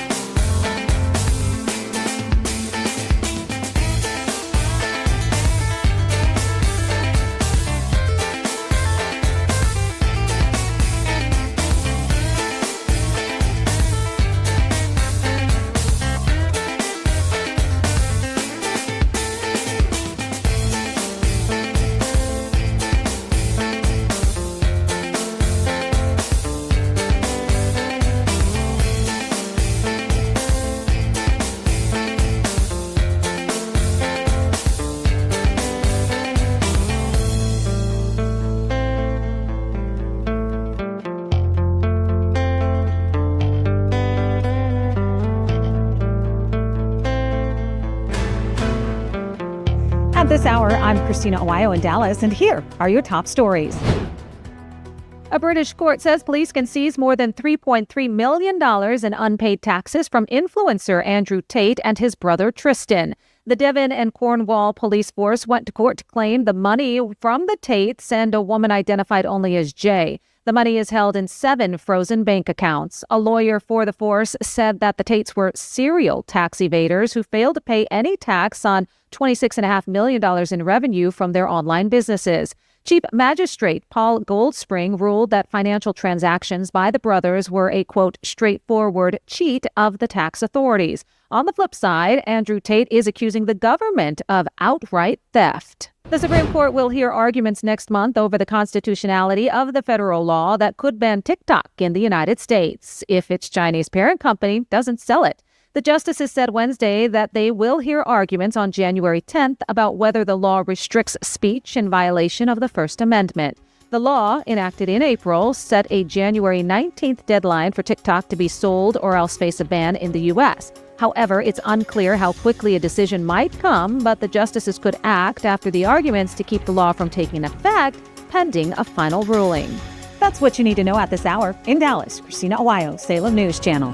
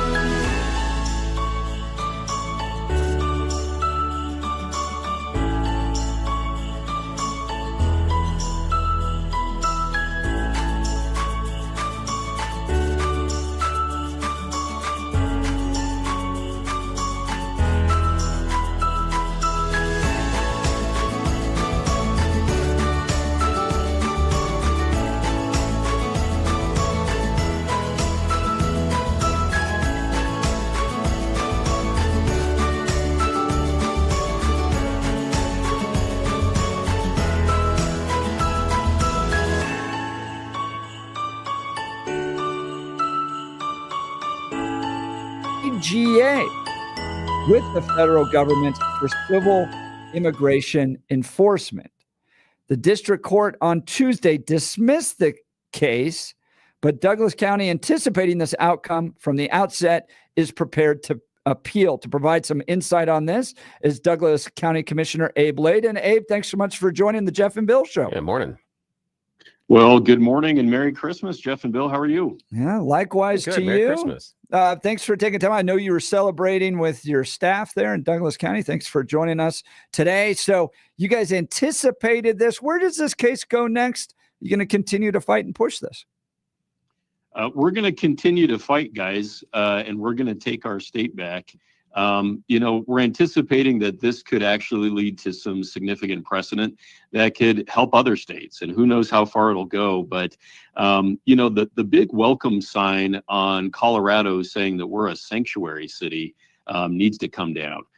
City, county, and state. It just needs to come down, because at the end of the day, the hundreds of millions of dollars that have been invested in addressing an issue that, frankly, the state doesn't have the money to address, just needs to go away. And you're completely accurate. So we had this House Bill 1911-24 and House Bill 23-1100 that violate the intergovernmental relationships provision of the state constitution. And that it's exactly what you said. I mean, it prohibits laws that prevent local governments from cooperating with the federal government. And our point as Douglas County commissioners is this: we should not be keeping local law enforcement in the dark when it comes to anybody committing crimes, whether you are here legally or not. We had a really significant press conference yesterday announcing the historic formation of Judicial District 23, first time in many, many years that Colorado has done such a thing. But the focus is on public safety and keeping our community safe. We can't do that if we have a blindfold on local law enforcement. Talking with Abe Laydon, Douglas County Commissioner. Now, Commissioner, I want to ask you about how state law preempts county law, how federal law preempts state law. For instance, Mike Johnston, the mayor of Denver, saying, well, I don't want to abide by Trump's mass deportations. I'm going to position Denver police at the county line, and I'm willing to go to jail myself if it means protecting illegal immigrants. He seems to want to defy federal law. And Tom Homan, Trump's new ICE chief, saying, well, that's fine. We'll put you in prison. So can the state make the same argument? We're the ones who passed this law. The state of Colorado did. The county's just got to get in line with what we tell you to do. No. So we have this thing called the U.S. Constitution, and you're talking about federal preemption. We're just going back to basic federal constitutional principles. And once again, in any way that we are prohibiting law enforcement from getting access to critical information related to crimes that are committed is just putting us in a very precarious position from a public safety standpoint. So in the same way, but the inverse, I know for myself and my colleagues, Kevin Van Winkle and George Teal, our Board of County Commissioners, we are going to continue to fight this and fight on behalf of our citizens, on behalf of the state of Colorado, to make sure that we are keeping our county and our state safe. And this is, again, what has created the sanctuary policies in the state of Colorado that citizens have just tired of. Yeah, and I don't quite understand how Mayor Mike Johnston, Denver, thought that bringing in 40,000 illegal immigrants, people that already don't respect boundaries, were all of a sudden just going to stay in Denver and not bleed into Aurora. I think part of the problems that you're seeing in Aurora are directly related to what Mike Johnston did in Denver. And I'm sure Douglas County, have you seen the impact in your county from these illegal immigration sanctuary city laws that Denver's implemented? Yeah, what you said is exactly correct. It is nonsensical to think that you can bring in tens of thousands of immigrants illegally into Denver and the state of Colorado and not think that it's going to have some bleed over into neighboring counties. Douglas County is part of the Denver metro area. And people don't know the boundary lines and where the county begins and the county ends. So of course there's some bleed over. But for us, with our new judicial district, our amazing Sheriff Darren Weekly, Board of County Commissioners, and our elected officials here, we are lockstep on keeping our community safe. And candidly, that serves our county and could serve our state. When you focus on public safety, property values go up. And guess how counties get paid? It's through property taxes, which candidly are way too high. We focused very in a concentrated way on returning about $38 million back to our citizens because we don't need their money. We want to reduce property taxes. But at the end of the day, that's how counties get their revenue, is through property taxes. People are usually asking us, how is Douglas County so rich? It's a really simple secret that any county in this state could follow. Start with public safety. If you have a reputation for keeping your citizens safe, guess what? Businesses and citizens want to move here. We just located a $20 billion aerospace company, Safran, right in Parker. It's in Douglas County, and the benefit to our community is going to be tremendous. But they have often said to us, look, we just want to be in a place that's safe. Talking with Abe Laydon, Douglas County Commissioner. It's what I call the woman in the fur coat with pearls and diamond rings theory. I was specifically relating this to Denver, that Denver, half of Denver's revenue to the city comes through sales tax, which means if people don't visit your city, you don't get sales tax revenue, which means you can't fund your special projects. So if people don't feel safe, they won't come to your city. You as the mayor should prioritize number one, the safety of your city so that people want to come to it. So a woman in a fur coat with diamond rings and pearls can freely walk the city of Denver. When you do that, you get money from people visiting plays, watching the Denver Nuggets, visiting restaurants, which are closing, by the way, because nobody wants to go to them. You can't even fund all your progressive special projects without safety. To your point, Abe Laydon, that's what makes Douglas County successful, is that it's a safe county. So I want to ask you now, the Denver judge dismissed this case. Where does it go now? What are the next steps?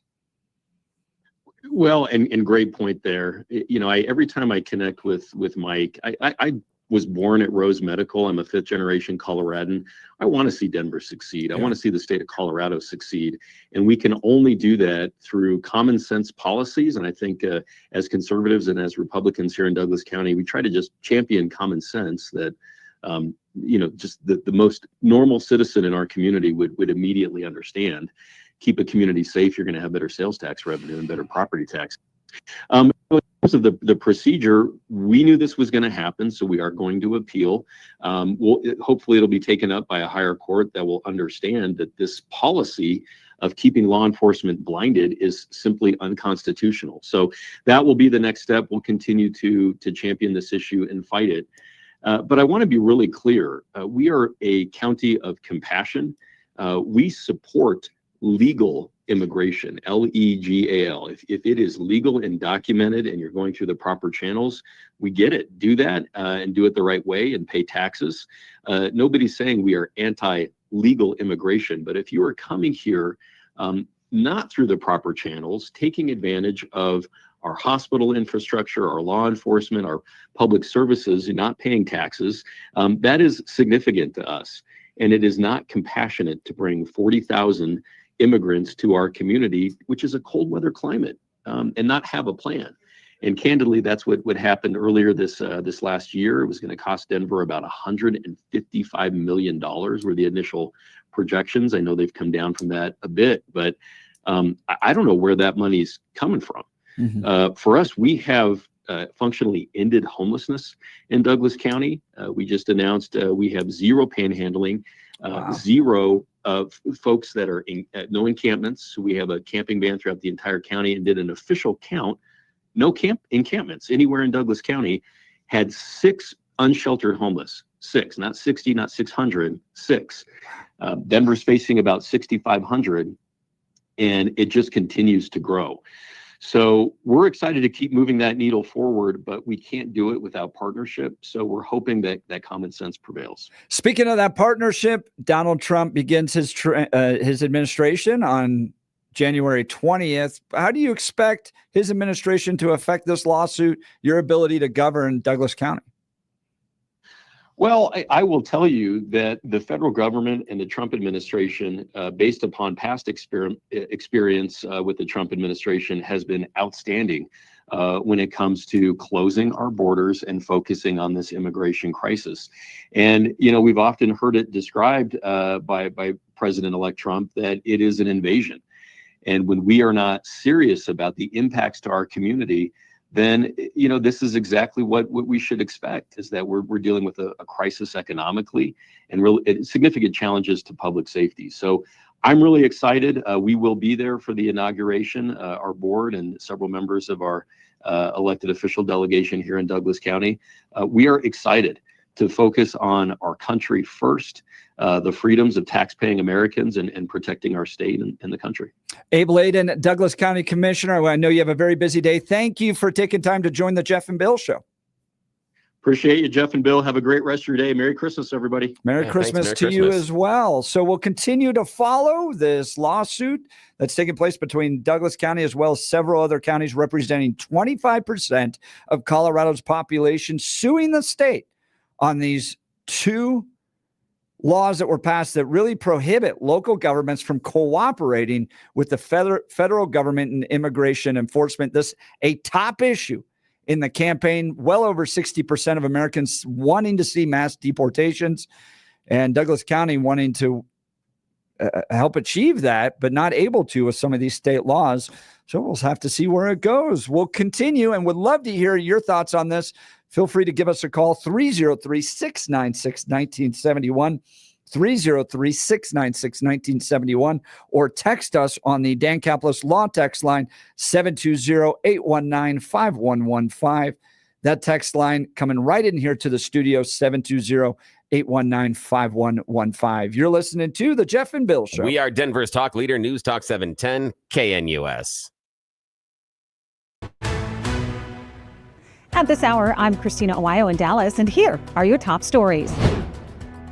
A British court says RockyMountainBargains.com, where you'll always pay half price. Why pay retail when you can get what you want at 50% off? Just go to RockyMountainBargains.com and save. Here's this week's featured item. $50 gift cards from Rodizio Grill in Inglewood and downtown. Get them now for half price. Get it now at RockyMountainBargains.com for 50% off. RockyMountainBargains.com, where you always pay half price. Restrictions apply. Go to RockyMountainBargains.com for complete details.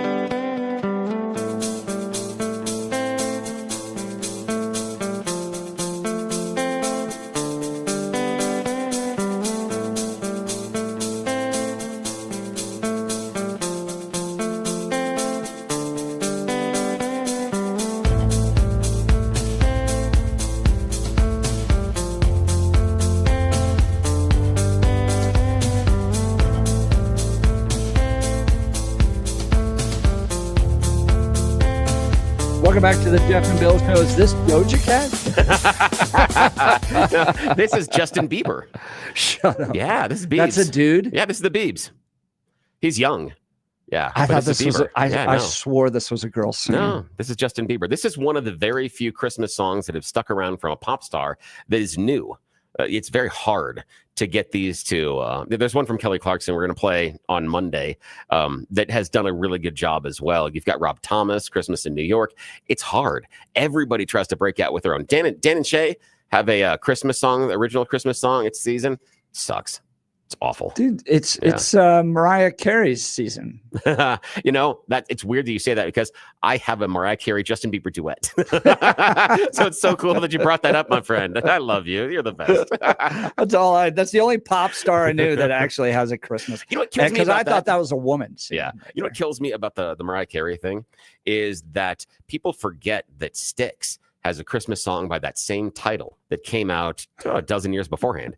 And it's a good song, but even if you search, you can go to Google and search and the AI is like, you're wrong. That's not the title of the song. Like, my ass, I have the CD. Don't tell me about this, just stupid AI. I get a little personal with the music things. Yeah. Okay. All right. So good question. This came from Eric Manning, who texted in, and Billy and I were going back and forth about who really has the power coming into the Trump presidency. Eric will text all day. The one thing he won't do is call. So it's one thing he can't do. He's making burritos. Well, as much as the crap that he talks towards me, the one thing he can't do does. is call. I mean, it is. Dude, he is all about you. Oh, it is a fountain. You are in the middle of his target. Oh, and the number of curse words. I mean, seriously, kiss your mother with that mouth. I mean, seriously. Ooh. All right. So here's the question. And Eric Manning's credit, I'm going to give him credit on this. Who really has the power running into this new Trump administration? Trump, Elon Musk, Vivek Ramaswamy? Now, you can say Donald Trump's clearly the president of the United States, has the most power. But if you define power by influence, watching Elon Musk yesterday around this continuing resolution was fascinating. The dude spent all day online targeting Republicans that were thinking about supporting Speaker Mike Johnson's continuing resolution. And as a result, I mean, to the point, guys, where Elon Musk was threatening to organize primaries against any Republican that supported this continuing resolution. And all the Republicans got in line. Bunch of babies. I don't what a know. bunch of babies. Do they have spines or not? Yeah, I get pushed around. So who has not the even real government. power? Elon Musk, the richest man in the world, getting these Republicans in order, lining them up, saying this is what we're going to do, and they did. Yeah, talk to me again about unelected bureaucrats in government. Talk to me again about that. And the one thing that I think is hilarious in this entire discussion is that finally the GOP has found their George Soros. Finally, you guys have landed on your own George Soros. You found a guy that has deep enough pockets that is now going to go elect whoever you want to. The whole idea of, those DAs that are bought and purchased by George Soros because he funded their campaign, he funded everything else. But do you think now the we're having critique- Elon funding the campaign. I don't see he's George Soros. The critique wasn't Congratulations. against the fact that somebody's putting money into politics. The critique was you had a Marxist like George Soros buying up all of these DA seats, releasing criminals upon people. It was a criticism of the actual policy. No, not the fact no, that not in the least. No. We're what's that Supreme Court case? Citizens United. That was the one I was looking for. Conservatives are the ones of Citizens United. No, conservatives money just want is their own free Soros. speech. No, conservatives just want their own Soros. And because when people called in and said, these are Soros bought DAs or Soros bought this, it never was about. Because he's a lunatic. That was the critique, not the idea that Soros bought him. Yeah, it was. Yeah, it's the idea that you got this big, powerful money man who's putting all these people in power, and now he's George Soros's minions going out to do his bidding. That's how it was sold. It wasn't a critique of policy. It was the idea that he now owns these people. And that's the idea now we have with Musk. Musk is going to tell him he's going to go out and fund the primary challenges for you. He's your own George Soros. Congratulations. You have now found your golden goose. Congratulations. I Enjoy like it. the fact he got the Republicans all lined up. Yeah, again, bunch of babies. He has no power. It's a bunch of babies. He's a bunch of babies. To He has challenge no power. Mike Johnson and say we got to quit doing this continuous resolution baloney Yeah, and adding pork little projects and giving ourselves cost of living raises. Yeah, for Good guys. job, Elon Musk. Yes, he has no power, and you Republicans are a bunch of wussies. You can't stand up to him. I love the fact he got him in order. I know, that's fine. I love it because too. it was towards the right thing. No, but here's the thing: is I love it too because it shows the lack of testicular fortitude of Republicans in Congress. You can't push back at a guy that's not elected to crap, a guy that is in a pretend agency, and you can't push back on him. You guys suck. I'm sorry. You seem to be celebrating the bad at fact this. that you just want people to push back on him. He was right in this case, and he got the Republicans in Not line. necessarily. And he is going to stop this pork spending when we're $36 trillion in debt. No, he's not. He has no power to do or affect anything. He just at that demonstrated his power yesterday. No, he performed. Tremendous he showed, power. No, he showed the GOP is a bunch of feckless ninnies. Oh, my that's what goodness. he showed. He showed They that if he took a tweets stand something, on limited government. No, that's he not took- feckless ninnyism. no, yeah, limited government. Mike but- Johnson coming up with a pork bill, giving a $70,000 cost of living raise to congressmen, continuing everything we've seen Republicans and Democrats do for the last 30 years. He got the Republicans to stand up against it. I don't know how that's feckless spine. It's feckless Lessness. because the Republicans that actually have the power and have the ability to make the choices allowed somebody who is unelected and owns his own social media site to tell them what to do. That's a bunch of ninnies. You guys are a bunch of, you're so weak. I cannot believe the group that is talking about personal responsibility and manning up and what happened to all the men are going to let this dude push you around. What? Why do you consider You it guys are a bunch pushing of- you you're a bunch around? of losers. I don't see it pushing around at all. You just said he told them what to do. He just He pushed got them him around. lined up. He pushed them I around. don't see that's pushing him around. I think he got the Republicans squared away, and the real spinelessness came with this continuing resolution bill that was adding millions and millions of dollars to projects that aren't necessary right now, pay raises for members of Congress. And he got Republicans right in line. I think that's great. Let's go to Frank. Where's Frank from, Billy? Denver. All right, Frank, Denver. You're on the Jeff and Bill show. Good morning, Frank. Yeah, Billy's awesome. Everything he says, there's a smidgen of truth in, but he leaves out the most important part, and that is that Soros is an evil person. Mm-hmm. Anybody who's looked into his background knows he's evil. And, Elon is not evil. Elon is an incredibly intelligent person. He's the American hero at this point.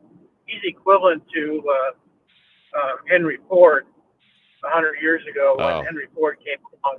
I don't. Again, Frank, I do not know what strain you're smoking this morning, man. But you got to slow down a little bit because you're high. He is not Henry Ford, dude. You are so high. Sure is. No, he's not. Oh, He's I not. agree. He's not. I totally Tesla, agree with here's the thing, Frank. Frank, here's the thing: is those aren't his cars. He didn't develop them. He didn't build them. He came in and took over and put himself as a So founder. you're saying somebody else would have done it if he didn't do it or something? Or Yeah. Last time I checked, we have several different companies here in the U.S. and internationally, and some of them are kicking his ass. So yeah, Well, just because he's the most, just somehow. See, there you go again, Billy. I'm not sure to laugh or cry when you talk. Great. But here's the thing: I'm glad I can entertain you either way. Here's the thing: is that we have this mentality in America now, and it's because the Republicans have dropped the ball on education, of thinking anybody who's successful, vis-a-vis money, let's say, is evil. And so he's the richest man in the world. The things he's done are amazing. And but we got to make him evil because Yeah, Jack. And weren't you the dude a second ago that just called Soros evil? And I'm certain that we can talk about Bezos being evil as well. Policies are different. There it is. Policies. So it's the Yes. policies. Oh, so it's based on policies for evil. And but Frank said it was just Soros cash. truly is evil. Okay. Have you ever read his background starting in World War II when he worked with Hitler to kill Jews? Did you ever read that? No, I'm familiar with that. But guess what? The church that I belong to also did that. Oh, Yep. yeah. That's very true. My But church it's is evil, right? my It's church isn't evil. evil. My church isn't evil. He's not evil. I mean, I understand. I disagree with him on that one, but the idea that saying he's at the core evil, no. Again, you guys now have your own George Soros. Congratulations, celebrate it. I understand why you're so pissed. But- Why are you so mad about it? No, what's so I mean- upset about it? What's we're just pushing back because we think you got it wrong, Bill. No one's ever criticized from the conservative side that people can use money in politics. We're the Citizens United case side. Right. Yes, you complain all the time. No, These are we complained Soros about bought bad this. Soros bad pushed this. leadership. Yeah, so you're just mad about who's being bought. Now you got your own got to buy your own people. Celebrate it. Stop being so pissed about it. Celebrate the fact you got your own Soros. I was the one just saying. Elon Musk got your these own Republicans Soros, yes. in line, and I think it's great. Bunch of feckless ninnies. I am celebrating. Good. It's awesome. Yes, it But, is. You know, the fact is that Soros is evil, and his policies are evil, and you know, killing babies is his thing. And there, I knew you were going to work that in there somewhere. Congratulations. There's your killing tagline. Jews was his thing as a young man, and it's just sad. Yeah, Frank, I appreciate the call. Here's Frank. Oh, Frank dropped. Yeah. So here's my question as we wrap up today. Someone texted evil. Electric cars are evil. Again, as we wrap up the Soros. show, do you like Elon Musk's influence in our politics? He flexed his muscles yesterday, and boy, oh boy, did Republicans get in line. Or, to Billy's point, that just shows Republicans are spineless. Yeah, what we need is more billionaires deciding how the government runs, right? That's going to work. Text us on the Dan Caplis Law text line 720-819-5115. If you missed any of the show, go to 710knus.com. You're listening to The Jeff and Bill Show. We are Denver's talk leader, News Talk 710 KNUS.